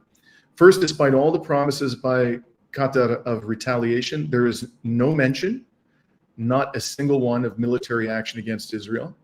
Second, there is no mention of helping to arm the Palestinian resistance. On the contrary, this summit endorsed the New York Declaration, which calls on the resistance to disarm. And third, the communique does not announce a single economic sanction against Israel, not one. And when you and I spoke last about this, I speculated that maybe they would take some diplomatic action. They would expel Israeli diplomats from those participating states that have diplomatic relations with Israel, such as the UAE. They don't even do that much. There's no announcement of any diplomatic, action of any kind against Israel. And I'd love to get into the detail with you of this, but that's kind of the big picture of what we have here after this pomp and circumstance. It's not even pomp and circumstance. Like that, you're talking about countries that equal, let's say, like 200 million people compared to a country of 8 million people. And they realize in real terms, Israel has no borders. Israel is talking about greater Israel, meaning they're talking about expanding into many of the countries that were there. And to come out with a response like this of, we're angry, we don't like that you did this, and now we're going home. It's like, why did you even do this? What was even the point of coming together if this was the nonsense they were going to put together? They were even talking about like a military, like a NATO type alliance. There's nothing like this expressed in the document at all. Nothing. Yeah. It's outrageous. I'm sorry. I'm so annoyed by this. You have been attacked. Your sovereignty has been completely removed. And the best that you could do is a strongly worded letter. Yeah. I don't even know if it's that strongly worded. A lot of it is just repetition of stuff that's already been said. This final communique is 27. I counted them pretty much. 2,700 words, 8 preambular paragraphs plus 25 operative paragraphs, each of which they characterize as a decision. So they make this sound, really impressive. Wow, this is a big deal. But when you read the statement carefully, it becomes clear that these decisions are just condemnations. And many of those condemnations, as I said, are just repetitions. I just want to highlight a couple of paragraphs, which I found particularly interesting. Please. They do acknowledge at the outset, in a way to their detriment, that Israel is committing genocide, amongst other crimes against humanity. So with that as the backdrop, you'd think they'd have something meaningful to offer to bring an end to that genocide. Now, after acknowledging the genocide in paragraph 3, they state this. They reaffirm absolute solidarity with the state of Qatar against this aggression, which constitutes aggression against all Arab and Islamic states. So they are acknowledging this. They are characterizing this as an aggression against them, a state that they have just accused of genocide. And they stand firmly with Qatar, they say in this paragraph, in all measures it may take in response to this treacherous Israeli aggression. And they know perfectly well that tiny little Qatar, with the hugest military base of the United States in West Asia on its soil, is not going to lead the way in terms of taking any action. So this is all just clever, double speak. Yeah, we stand with them. We'll do whatever they decide to do, but they know perfectly well that Qatar is not going to do anything. And the other paragraph I just want to highlight, I just found this so distasteful. In paragraph 6, they say they support the efforts of states engaged in mediation, in particular the state of Qatar, the Arab Republic of Egypt, and the United States of America. I saw that. Kidding me? The United States helped Israel, maybe even was the primary actor in the aggression against Qatar. And any sensible person knows that the U.S. played a central role in this aggression. And these clowns are claiming that, with a straight face, that the United States is engaged in serious efforts of mediation. I shake my head in disbelief. I read every last provision that they put out, because I was like, they have to say something. Something in this document has to be actionable. There is nothing in this document that's actionable. Meaning there's nothing that says we will do X in response. Zero. And this comes after, by the way, Qatar, the prime minister, openly saying Israel needs to be punished or else this is going to happen again. Israel is talking about redrawing the map of the Middle East, etc. And it's like, yeah, both of those things are true. And despite 200 million people, if not more, being represented, nothing at all. Yeah. From 4 continents. I mean, just unbelievable. Yeah, it's shocking. I mean, every person who came on here, to their credit, said Qatar is not going to do anything. Even you're like, they're not going to, I think you said they're not going to do a damn thing. You were absolutely, completely, indubitably, 1,000% correct. They're not going to do a damn thing. And I wish I was wrong. I really, this is one of those predictions I would have loved to have been proven terribly wrong. So does this mean that sovereignty for Arab states doesn't exist? It's a figment of their imagination. It's a myth that they persist up until the point that the U.S. or Israel decides that it doesn't exist. Yeah. I checked something out today when you and I agreed to speak. I never actually looked at this before, but I inquired as to the net worth of the Saudi royal family. Because I believe that at the end of the day, all these people care about is money. They don't give a damn about their people. They don't give a damn about Palestinians. They don't give a damn about sovereignty. All they care about is their money. You know how much the estimated net worth of the Saudi royal family is? If I had to guess, $300 billion.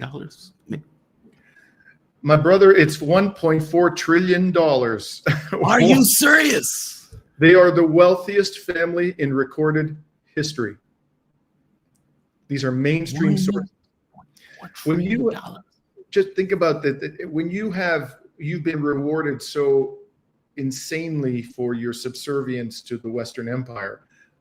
Why would anybody think that these people are going to put their wealth at risk to defend the Palestinian people or Qatar, or even the Saudi people? I mean, these are individuals whose greed is of unimaginable proportions, and that's what their priority is, to preserve the wealth. And anybody with half a brain knows that if the Saudis, the Qataris, the Emiratis, who are also fabulously wealthy, although not to the same degree, were to actually attack Israel, or even just to impose really serious economic sanctions on Israel, the United States would punish them mercilessly and, possibly overthrow their regimes, freeze their assets, impose economic sanctions. They understand this perfectly well. And because their priority is to the preservation and enhancement of their fabulous wealth, they're not going to do a damn thing.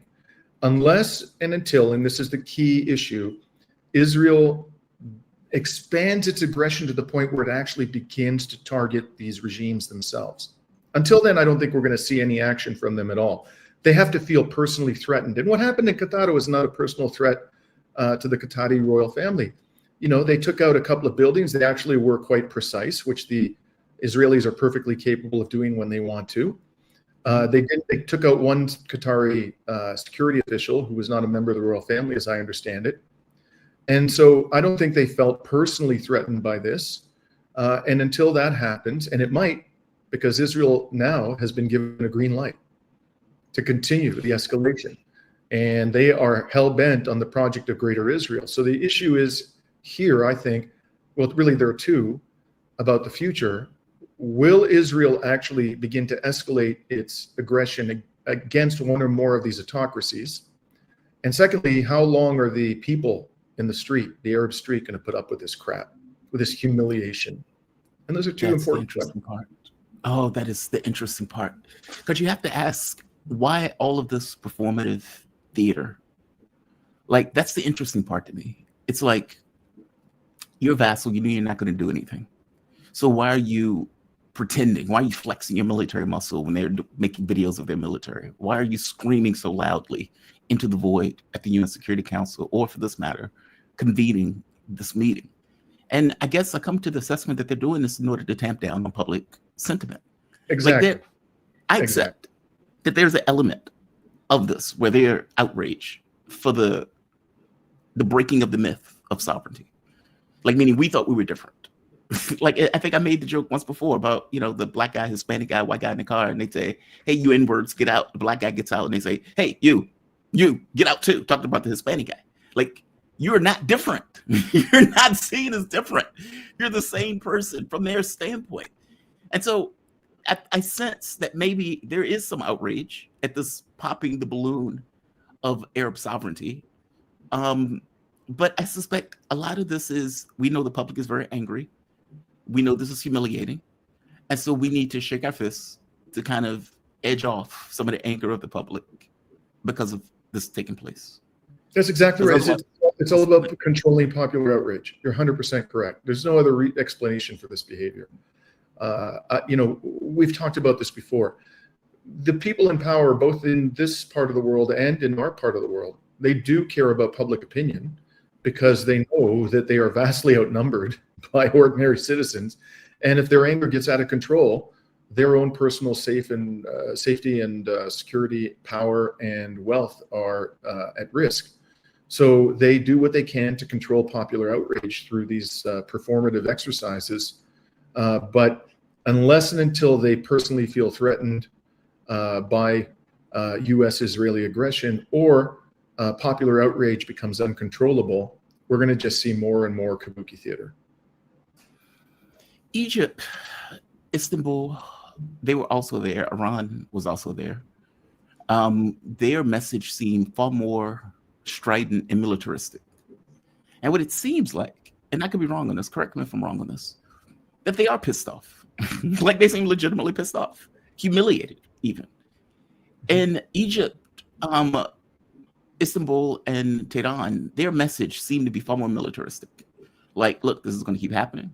We'll back you with all the weapons at our disposal if any of you are going to act. But see, therein lies the rub. They all have to act. or none of them is going to act. That's what it comes across as. Like there is no single state that says, okay, we're going to do X or Y. We know we are also on the chopping block, especially if you're looking at, like you pointed out, Saudi Arabia, UAE, Dubai. Well, Dubai's not a state, but you know what I mean? Dubai is UAE. None of these states seem to want to be the first one to get out of line. And yet, I would wager to you that at this point, all of these states also know that they're no longer safe. That at any point, their quote-unquote sovereignty can be breached by Israel. The U.S. is going to back them. And this notion of protection for oil is over with. I mean, do you think that the U.S. was trying to send a message to Doha or to Qatar or to any of these Gulf states by allowing this to take place? Or do you think it was just, no, Israel wanted to go after him, so Israel went after him, the U.S. backed the position? No, the U.S. directed it. I don't believe for one second that the U.S. was a passive bystander. So this was a message. Yeah, absolutely, it was a message, and I think that Trump also, he has the same agenda as Netanyahu. They are of one mind. They want to bring an end to the negotiations. They don't want a peace deal because they want to eliminate the Palestinian population of Gaza, and even if that means massacring all these prisoners of war that they refer to as hostages. That's their goal. And so they wanted to send a message that you know, implicitly, their rhetoric suggests otherwise, but implicitly, we're not interested in a peace deal. And you need to get that through your heads right now. And by the way, Jamal, I readily accept that they probably are quite annoyed because this makes their lives more difficult and it increases the chances of popular unrest in their own countries. They would much rather, I have no doubt, they would much rather that this didn't happen. But the real issue is, what are they going to do about it? You know, and I don't think they feel sufficiently threatened personally at this point to do a damn thing. Listen to the Malaysian PM. It just came from Malaysia, by the way, like a month or so ago. Anwar Ibrahim, Prime Minister of Malaysia, has warned that words and declarations won't be enough to stop Israel's action in the region. Quote, our people have become wary of words. They have watched us issue condemnation after condemnation, declaration after declaration, while Israel escalates with impunity as future generations will ask whether we found the courage to act. We do not act. We do not ask nations to go beyond their base obligations, he said. He said condemnations would not stop the missiles. Declarations would not free Palestine. Severe punitive action must be put into place. Diplomatic engagement must cease and must take relations with Israel. Diplomatic engagements must cease and so must take relations with Israel. So again, this sounds a far more active thing. It sounds like some of the people that were there were far more aggressive in what they wanted to do. Yeah. And yet, invariably, you know, these communiques are watered down based upon the lowest common denominator. So that means that somebody there also was against doing anything, which watered down the communique. And this goes back to what I said at the outset. You invite, 58 states to this emergency summit. There's zero chance that any meaningful agreement is going to come out of it. If Qatar was serious, it would, adopt an Arab version of the coalition of the willing. That infamous term that we hear so much about in connection with the Ukraine war. It would identify states who are seriously willing to take concrete action, at a bare minimum, diplomatic and economic action, and supporting the Palestinian resistance, if not outright direct military intervention. And it would invite them to a much smaller summit of people who are like-minded, if Qatar was serious.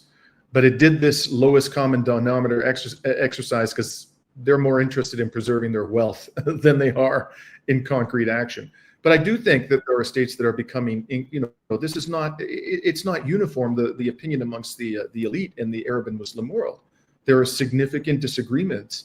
The question is whether those that are serious are going to coalesce around a so-called, Arab version of the coalition of willing to bring an end to this monstrosity. I think at some point that may happen. I just don't think we're there yet. Dimitri, this is very disheartening. I'm just saying it's very disheartening, to put it mildly. Do you think this is the end of this issue for Doha, or do you think Israel is going to hit them again? Israel has already said, we will hit Egypt, we will hit Doha, we will hit anywhere that we need to hit to try to go after people that we don't necessarily like. Do you think that they're going to do this again, considering they were able to get away with it the first time around? Absolutely. That is inevitable. It is absolutely inevitable. It might not be Qatar. If I were the king, the so-called king of Jordan, I'd be really worried. Really, really worried. And so, I mean, he's not hosting, as far as we know, senior officials of Hamas, but there are many people in this country who are, enraged. A large proportion of the population is Palestinian. And the Greater Israel Project clearly encompasses much, if not all, of Jordan. So I think he's in the crosshairs. I suspect that they're not going to be in a rush, the Israelis, to attack Egypt, because Egypt has a quite sizable army and they need Egypt's cooperation on the Gaza border. But Qatar may be hit again. I think the most likely target in this collection of vassals is going to be Jordan. But somebody is going to get hit again. And I think it's going to happen pretty soon, Jamal, because Israel's just been told in no uncertain terms, 58 states, okay, whose population and resources dwarf those of Israel, have basically said, we're going to do nothing. Yep. Dimitri, you're awesome. Thank you for joining me. It was short notice, so I really do appreciate it. Dimitri Lascaris, lawyer, journalist, activist from Montreal, Quebec. 2020, he ran for the leadership of the Green Party of Canada, and he is host of the great show Reason to Resist. Definitely check him out. Dimitri, when do you guys go live? It's every day, if I'm not mistaken. Well, we publish reports almost every day, but we go live probably about once a week. Once a week, okay. Thank you for this, man. I really do appreciate it. Okay. You be Take safe, care. okay? Peace Bye-bye. out. Bye-bye. All right. Dimitri, he is great. I really appreciate him joining me at such a short notice. When he sent me the communique, I was like, hey, can you come on and talk about this? It's just, that communique is enraging. That communique is enraging. And my next guest is here, so I'm going to go to my next guest. We are joined with Brian Mier. Brian, how you doing today, man? You doing okay? Pretty good. Thanks for having me on. No, oh man, I appreciate you joining me. Brian is a journalist, journalist and geographer who has lived in Brazil for 26 years. He is co-editor of independent news website Brazil Wire and Brazil correspondent for Telesur English news program, quote, from the South, unquote. And thank you for sending me the videos associated with it. I went through all of them, and I went through the article that Lula made. I also went through a few other articles to kind of nail down what was taking place, because some of my audience disagrees, and I think they're insane for disagreeing on this case. Bolsonaro convicted, 27 years in prison. I think it was 27 years, 3 months to be accurate. And he's convicted for effectively trying to overthrow the democratic government of Brazil. And just to read it says right here, in 2022 election in the coup plot that included disbanding courts, empowering military, and assassinating the president, who was at that point Lula da Silva. I was there for that election, by the way, and I had the opportunity to talk to people on the ground. That was an astonishing election. For one, it was done very efficiently, so it was done very early, like 9 o'clock at night. Lula only won by like 51% to 48%. It was very close, much closer than I would have expected. And when I talked to the people on the ground, there were actually some people that believed that Brazil needed and required a military dictatorship. Now, when you press those people a little bit more, they may waver on that. But some of the people actually believe that. There were protests hanging out at military bases, wanting the military to effectively overthrow the government because Lula won. I'm amazed by that. Give me your take on this, though. First, on Bolsonaro's and his conviction, and two, on the response of the public in this regard. Okay, well, first of all, Bolsonaro has been proven now in court to have an entire, network of very well-funded operatives spreading disinformation on social media about the electoral process. It was a key strategy of their group, as proven in these 3 investigations that took place. That their strategy was to spread a false narrative that the electronic voting system was susceptible to hacking.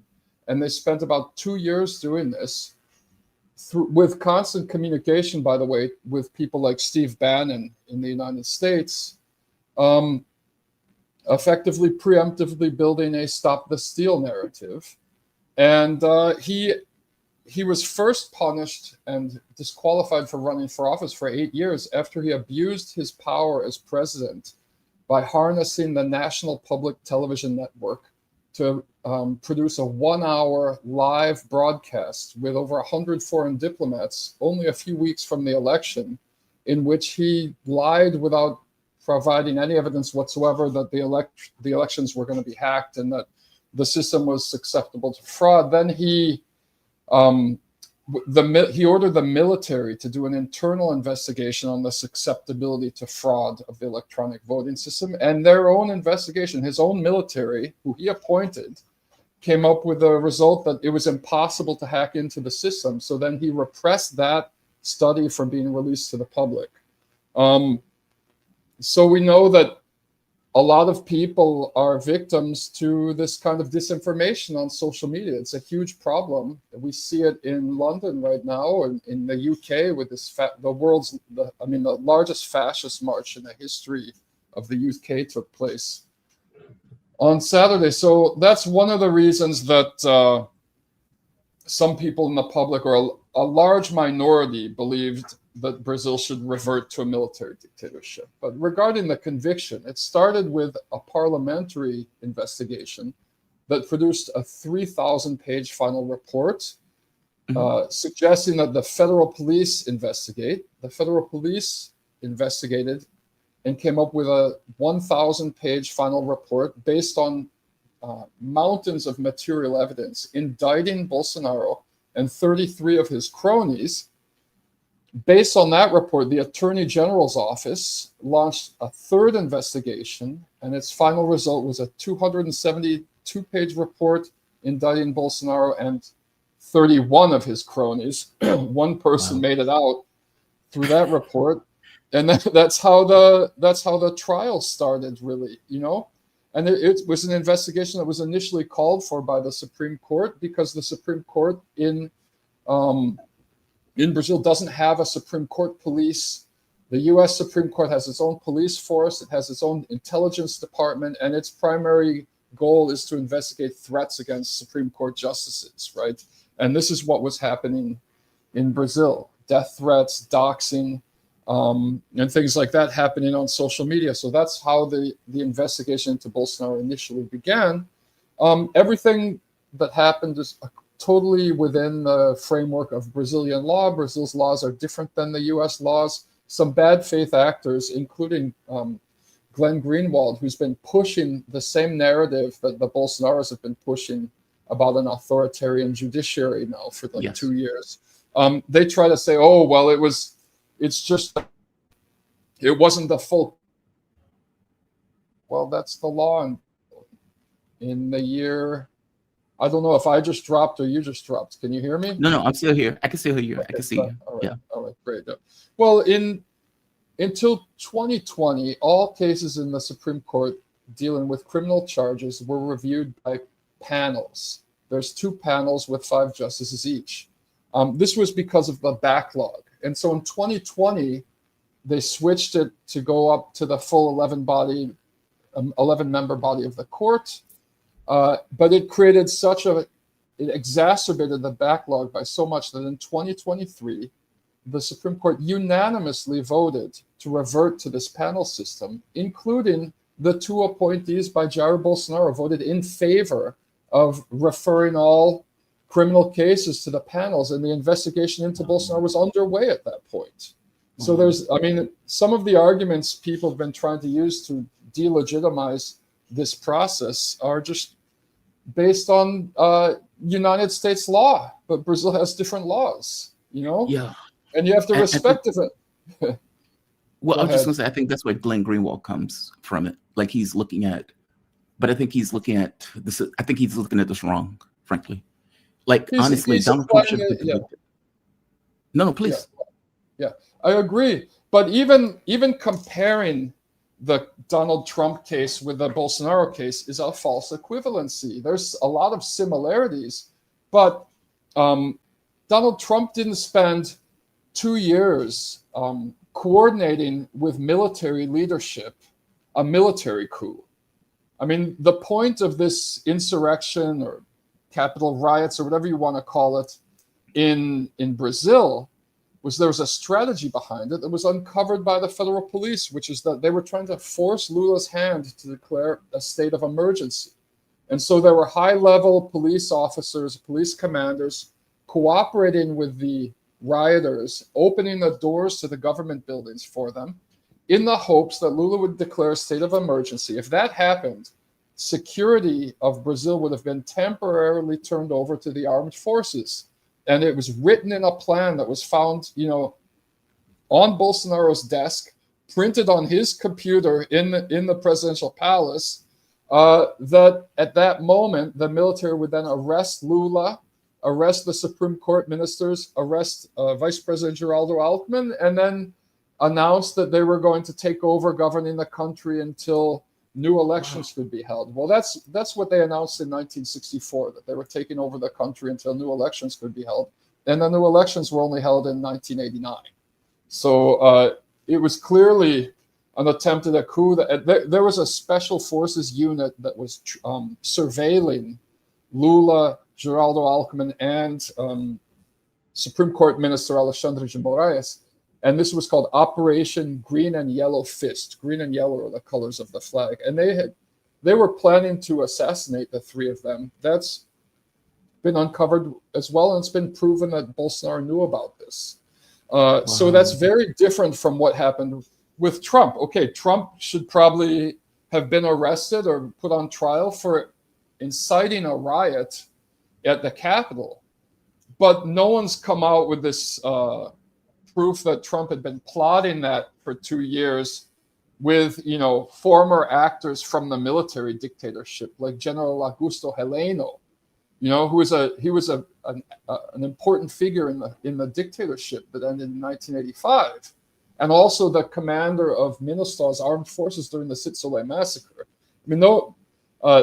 He was in charge of 16 departments in the federal government, including intelligence, and he was one of the people behind this 2 years of coup plotting. So it's a much more serious case in Brazil, and I feel like I see some of the Democratic aligned press, like New York Times and things like that, trying to both sides it and say, "Oh, look, this is what happened in Brazil.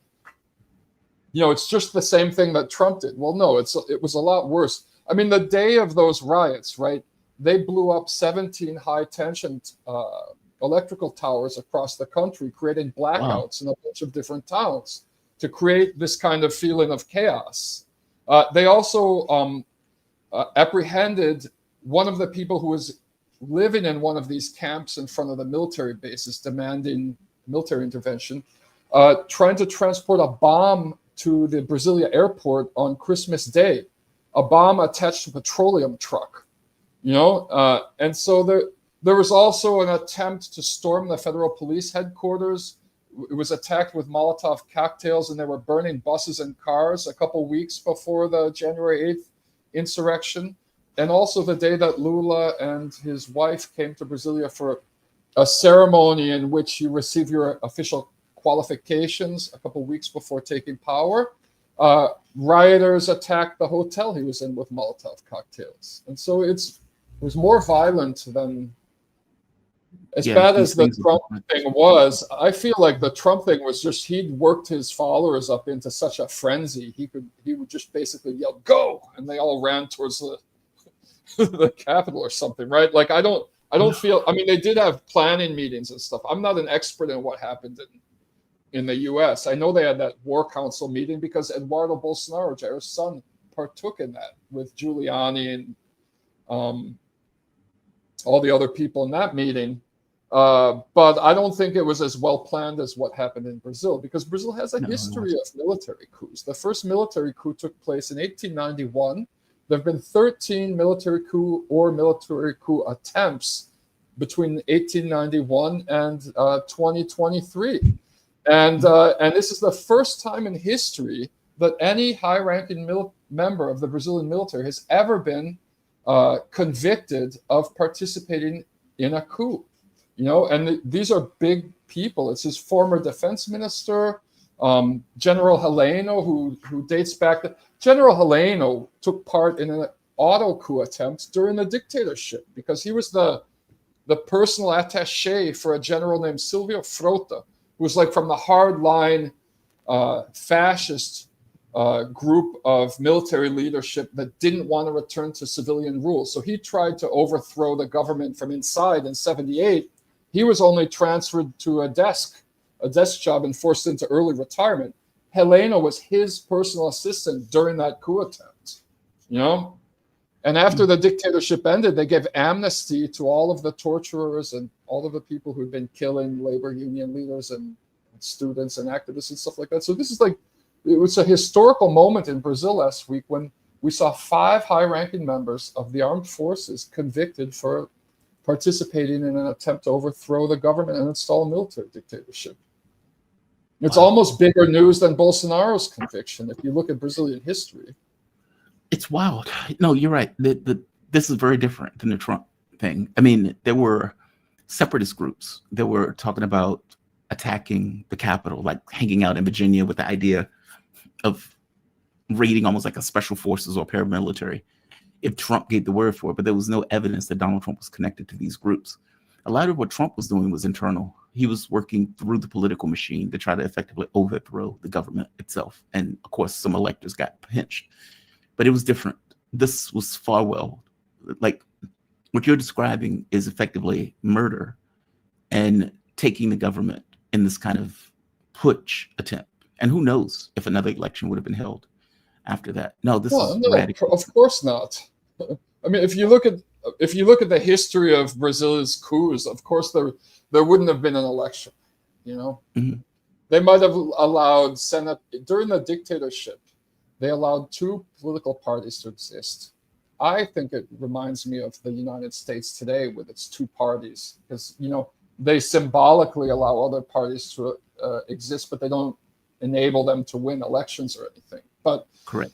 There were 2 parties that were allowed to exist. The dictatorship appointed governors, but they had elections for mayor, for senator. For the Senate was like 2 elected senators, 1 appointed by the dictatorship. They had congressional elections the entire time during the dictatorship. They just said you could only belong to these 2 right-wing parties. You know, and so I think if the military had taken control, they would have done they would have created some kind of scenario in which some elections would have been taking place, but not presidential. You know, at least not for a few years. Brian, that is a fantastic breakdown. Thank you for that. Before I let you go, there's one more thing I want to hit. If you can hit it, if you can't, that's perfectly fine. Okay. Donald Trump has murdered 3 more people in the South Caribbean, claiming that they were quote unquote narco terrorists. What is the region thinking about this? I mean, the United States seems to be setting up a decapitation strike on Venezuela, and they have all sorts of forces in the region. I can't believe that the region is okay with the U.S. coming back with this kind of Monroe Doctrine, part deux, with the military force that they've arranged against Venezuela that is in the Caribbean. If you don't want to touch it, that's fine. But I am curious. No, that's fine. I mean, obviously, the countries that are completely sycophantic to Trump and the Trump administration and the U.S. government in general, like Javier Milei's Argentina, Ecuador, you know, these countries are applauding it.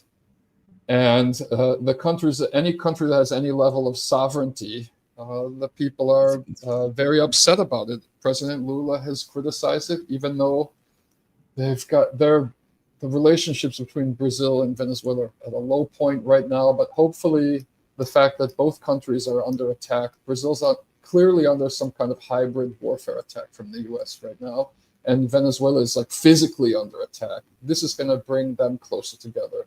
And I hope they can sort out their differences and unite the way they united in 2004 to defeat George Bush's free trade agreement of the Americas when Hugo Chavez and Lula pushed through that measure, infuriating the Bush administration. So I hope that this pushes Venezuela and Brazil closer together, because these 2 countries need each other right now. So Brazil does accept that it's under an attack. I mean, of course, yeah. Like top level members of the party have said it. Lula said it. all the analysts are saying that Brazil is under hybrid warfare attack from the Trump administration right now. What is the response? I know they call for the BRICS meeting, but is there any kind of individual response that? Yeah, regarding the tariffs, they pushed through I don't know, like a $8 billion economic stimulus package for all of the industries that were affected by the tariffs. And China has stepped in and bought up all the coffee that wasn't going to the U.S. And so ironically, Brazil's foreign trade increased to $6.1 billion during the first month of the sanctions. And new employment figures have just been released. And now it's got its lowest unemployment rate since 2012. So economically, Brazil has done a very good job of protecting itself. The big problem are these social media oligarchs targeting the Brazilian left right now, targeting the Workers' Party government. Well, Elon Musk has repeatedly threatened Brazil, and we know the relationship between the oligarchs like Peter Thiel and Elon Musk and the guy from, I don't know, what is it, Discord or Rumble, I'm confused, with the Trump administration. And so what you see is algorithmic manipulation to constantly bury opinions from leftists on the big social media platforms. There's Zuckerberg too. Sorry, I didn't mention this. Zuckerberg. They're all gunning for Brazil because they don't want to be held liable for Brazilian crimes committed on their platforms. And so Brazil is trying to regulate specifically against pedophiles and people targeting children and adolescents on social media. The social media companies don't want to be held liable for this. They want to be able to apply a U.S. regulatory environment in Brazil. Brazil has different laws related to speech. You can't promote Nazism in Brazil. That's a violation. There's no freedom for Nazis. There's no freedom for pedophiles. An organization like NAMBLA would be illegal in Brazil, where it's totally legal in the U.S. Brazil's conception of free speech is that everyone has the right to it. It's a fundamental right, but it can't be used to deny other people's rights. So you can't cry free speech to call for like military apartheid, installation of an apartheid system, or like massacring ethnic minorities or killing trans people or something like that. That's not free speech in Brazil. Just as you can't cry free speech for systematically trying to discredit the election system, because the right to a free and fair vote is also a fundamental human right in Brazil, right? So the laws are different. The social media companies are furious because they want to be able to obey U.S. laws all over the world. They don't accept the fact that another country can have its own laws. This is why you get their shills like Greenwald crying about First Amendment rights in Brazil. Brazil doesn't have the First Amendment. Brazil's conception of free speech is like France or Germany's. It's not the same. Different countries have a right to have different laws. No, that's a good point. I mean, this is the Nepal thing, right? Where Nepal says, well, we need to regulate. You can't do any and everything that you want to do in Nepal, and we have rules that are different than what you guys have in the US. You see what Silicon Valley is doing there. That coup is from Silicon Valley. I mean, that's the type of thing they want to do everywhere. But Brazil's, luckily Brazil's part of the BRICS, and it's getting big backup from the BRICS, especially China right now. And it's not going to be as easy to do in Brazil what they did in Nepal. Do you think part of the rationale for going after Venezuela has to do with the influence of China and Russia in South America? I mean, China has built a massive port in Peru, for example. Obviously, the countries of South America have been leaning further into the China direction because of the way that the U.S. has effectively ran, let's say, roughshod over South America for God knows how long under this model that we're supposed to be able to control South America. Do you think it has more to do with that, the oil resources, the mineral resources, like all of these things, with the drug, quote unquote, issue being a stalking horse for just blatant naked hegemony? Yeah, good. I like the way you put that. Sorry I interrupted a little bit there. You're fine. Okay. The big issue is China, right? Like China is just like, for example, when Lula was first elected in 2003, the U.S. was Brazil's biggest trading partner by far. By the time Bolsonaro left office, China was doing 3 times more trade with Brazil than the U.S. 3 times. Trade with China increased significantly under Bolsonaro, despite all of the Trumpian Tucker Carlson type people saying, "Oh, Lula's subordinate to China. Bolsonaro, like is friends with the United States." That's not how he. The last offshore oil reserve auction that Bolsonaro held, it was entirely, all of the people who won the bids were Chinese companies. All of the companies, not people. Sorry. It was all Chinese. Bolsonaro did massive trade with the Chinese.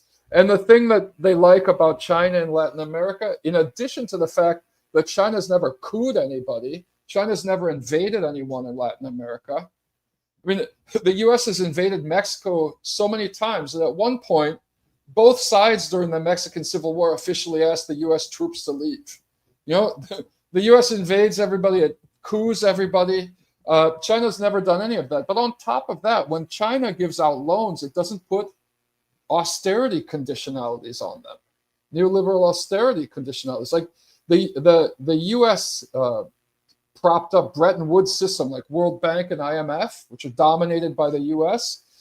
When they give a loan to a country in Latin America, they say, "Okay, we'll give you this loan, but you have to start charging children for public school tuition. You have to introduce a voucher system for your public schools. Otherwise, we won't give you the loan." China never does that. China's like, "You want to do business with us?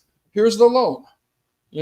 We don't give a damn what you do inside your own country. It's your country. You have sovereignty. The U.S. doesn't operate. The U.S. tries to blackmail. It really trashed the U.S. and its institutions, World Bank, IMF, which are dominated. If you look at the shareholdings in those banks, the majority shareholder is the U.S., the largest shareholder. Majority, I think, in World Bank and largest shareholder in IMF. But anyway, you look at what they did to Africa in the 1980s. It's ridiculous. The way they just dismantled the entire social safety net system, the public institutions, in exchange for these loans, that didn't do any good. I remember after the IMF took over surveillance of Mozambique's economy after the Renamo Frelimo War, within 5 years, the IMF had transformed Mozambique into the poorest country in the world. I'm going off on a tangent here.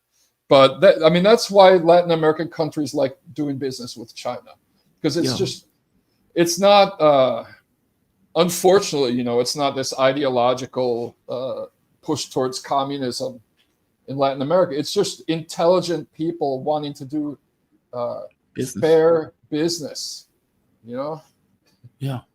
As opposed to this blackmail from the U.S. Go ahead. Yeah, I was speaking to my last guest from Africa, and he was pointing out the way that the IMF effectively, there's so many strings attached, and oftentimes it's damaging to the country. It's not to the benefit of the country at all. It's just so. Yeah, and you get these ridiculous, like U.S. Trotskyists accusing China of being imperialist in Africa. When they hold off their criticism, I'm not saying all Trotskyists or whatever, but hold off all their criticism of the IMF and just say, "Oh, there's dangerous signs of imperialism from China and Africa." It's like, is China ordering these people to start charging tuition for public kindergarten? Because that's what the U.S. institutions do. Brian, you are awesome. And that breakdown that is what I was looking for. The explanation of A, the difference between the US and Brazil, B, why Bolsonaro was being convicted. It wasn't a thought crime. He was actually taking action to murder his political opposition and install the dictatorship. This wasn't just, he was thinking about this. He was actually doing this. There's a difference in those things. Thank you for this, man. I really appreciate it. Brian Mier. Brian Mier, he's a journalist, a geographer who has lived in Brazil for more than 26 years. He's co-editor of the independent news website Brazil Wire. Brazil Wire is a damn good magazine, by the way. just pointing it out. Sort of in semi-retirement right now. You could check out my blog, Delinking Brazil, on Substack too. Brazil Wire is a little bit on hiatus. I used to Still love there. Brazil Wire. Okay. It was used to all love it. voluntary. We put so much work into it during the coup period and Lula's imprisonment. It's like we were just exhausted when he got back to power again. We never got a dime for that, so we just put Because it on hiatus. that's where for a I while. learned most of the coup stuff from Brazil Yeah. Wire, where you guys had investigative reporting, you were doing deep dives into it. It was like, Yeah, I wrote more than 40 articles about U.S. influence on the coup and Lula's imprisonment before the Intercept released those leaks. yo, Yeah, so you guys did fantastic work. I'm sorry to stop there, but you guys did fantastic work. Brazil sorry, Wire. I'm talking too much. I know I've overextended my time slot here. No, you haven't actually. You were Oh, perfectly okay. fine. Your time slot was 30 minutes. Have we? Oh, all right. Yeah. Okay, no. You were plenty of time. You were fantastic. You're great. No, you're perfectly fine. You haven't overtalked anything. Right. You are now with Telesur English. Is that correct? Telesur English, and I have my Substack blog, Delinking Brazil. You know, Okay. All right. I want to. and I've been in Brazil now 30 years, so that bio information is 4 years old. All right. I'm gonna But update. it's my this fault. It's my fault. That's what I say on Twitter still. So on X. No, that's perfectly fine. Thank you for this, man. Honestly, this was a fantastic breakdown. And I haven't heard anybody kind of give details in this way. Even with the New York Times, they didn't necessarily go deep into. I've written 7 articles for fairness and accuracy in reporting, about how crappy the New York Times coverage on this case has been. So you can name search me on Fair if you want. Their coverage has been, I believe, influenced by the fact that its main writer covering it used to do the Silicon Valley beat for Wall Street Journal and is someone who seems to be going out of his way to give too much space to people like Elon Musk criticizing the Brazilian Supreme Court. Yeah. I mean, New York Times has even written an article saying that they are looking to pardon Bolsonaro. And I'm like, well, okay, the interesting thing about that is that this has been going on all year. And the latest news on this, it's a push for amnesty from Bolsonaro's own party, the Liberal Party, push for amnesty. The latest news is that push is fading right now because the far right are all backstabbing each other, jockeying to become the next candidate for president next year. There's like 3 or 4 people fighting with each other. They want Bolsonaro out of the picture. It's better for them. And so the danger of this amnesty pushing through was like 2 months ago, a month ago. Mm-hmm. Right now, the drive seems to be fading. And the Supreme Court has already announced that they won't accept it because it violates the Constitution to grant amnesty for people convicted of attempting a coup. So it's not, even if they were to push it through and override Lula's veto, it wouldn't clear the courts anyway. So it's just weird timing that the New York Times would bring this up right now. Yeah. Like why? Just like the 5 days before the 2022 election, they ran their first article accusing the Supreme Court of being authoritarian. They were doing their jobs. The court did their jobs, right? It just shows the convergence between Democrats and Republicans on Latin American issues. I mean, there isn't that much difference between Trump and the Democrats, really. Yeah. Just that Trump seems to be more like open in his attacks. If it was a Democrat, they'd be secretly doing all of this stuff under the table to try and wage Trump's a more hybrid honest. war against Brazil. Yeah, he's far more honest. Hegemon. Like he just takes the mask off. It's almost like his assumption is that by virtue of the US's position, they should be able to dictate terms. And that's not the way this is functioning. No. Brian, especially because he has an overinflated sense of the US's importance in the region. It's not the main player down here anymore. It's China. That's why the sanctions haven't really damaged Brazil. Yeah. And I suspect a lot of this has to do with that. Meaning China is the issue more than anything else. Brian, thank you for this, man. You have a fantastic day. You enjoy the rest of your day. Thank you. Thanks for having me. Have a good one. Be safe. Brian Mier, fantastic guest. And I'm glad he gave that breakdown Because oftentimes you hear people saying, oh, this is a thought crime. It's not a thought crime. If the person is actually doing stuff in order to overthrow the government, that's a big deal. That is a massive, massive deal. Not to mention Brazil had a dictatorship at one point. So there's a historical callback to why they don't want this to happen again.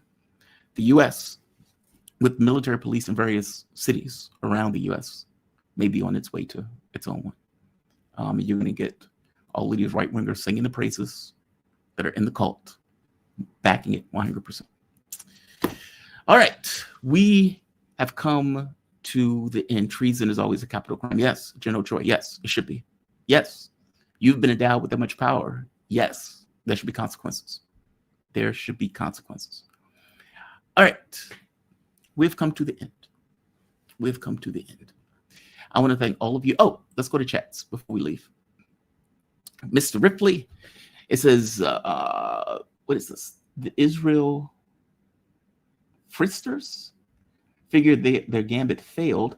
They blame it on the enemies, the LGBTQ, the movement, the anti-war left, etc. It was planned. Mr. Ripley, I don't know if it was planned, but yeah, obviously they've decided. It's so bizarre. It's almost like they fashioned Charlie Kirk into a bat and is now using that bat to hit each other over the head. And it's like, I hate you both. I hate you both. Alexander G. When Charlie Kirk went off script, the Israelis wanted him replaced with Ben Shapiro, who is 100% pro-Israel. Replaced? I mean, Ben Shapiro has been doing an Israeli shtick for a while now. I don't know if Charlie Kirk was going off script. I mean, it's possible. I mean, the fact that he invited people who are anti-Israel to various debates and whatnot, Dave Smith specifically, that I'm thinking of, maybe means he was leaning in a particular direction. And if indeed many of his friends, Tucker Carlson specifically, were also leaning in a particular direction, that might have given him more leeway for a different point of view. And you have to wonder, why would they need to have this intervention if Charlie Kirk was already on script? So I don't know. I don't know. But it's interesting, to put it mildly. It's very, very interesting. All right, we've come to the end. I'm going to say, what time is it? I'm going to leave a little bit early today because I have work to do. I have to cut one video from yesterday. I'm going to say like, I'm going to say share, I'm going to say subscribe. I want to thank all of you for joining me, all of you that have supported the content, either by liking the video, sharing the video, donating to the channel. Thank you. You have my deepest appreciation. You guys make this content what it is. Can't do it without you, especially since YouTube has a tendency to demonetize many of these videos. So you have my complete, utter, absolute thanks. You all be safe. Let's see. Yeah, excellent show today. Well, thank you, Ken. I appreciate that. I swear, man, every time I see your picture, you look like my ex-wife. It throws me off. Thank you for that. Thank you for that. You all have a fantastic day. You be kind to the degree that you can be kind. And I'll see you tomorrow morning.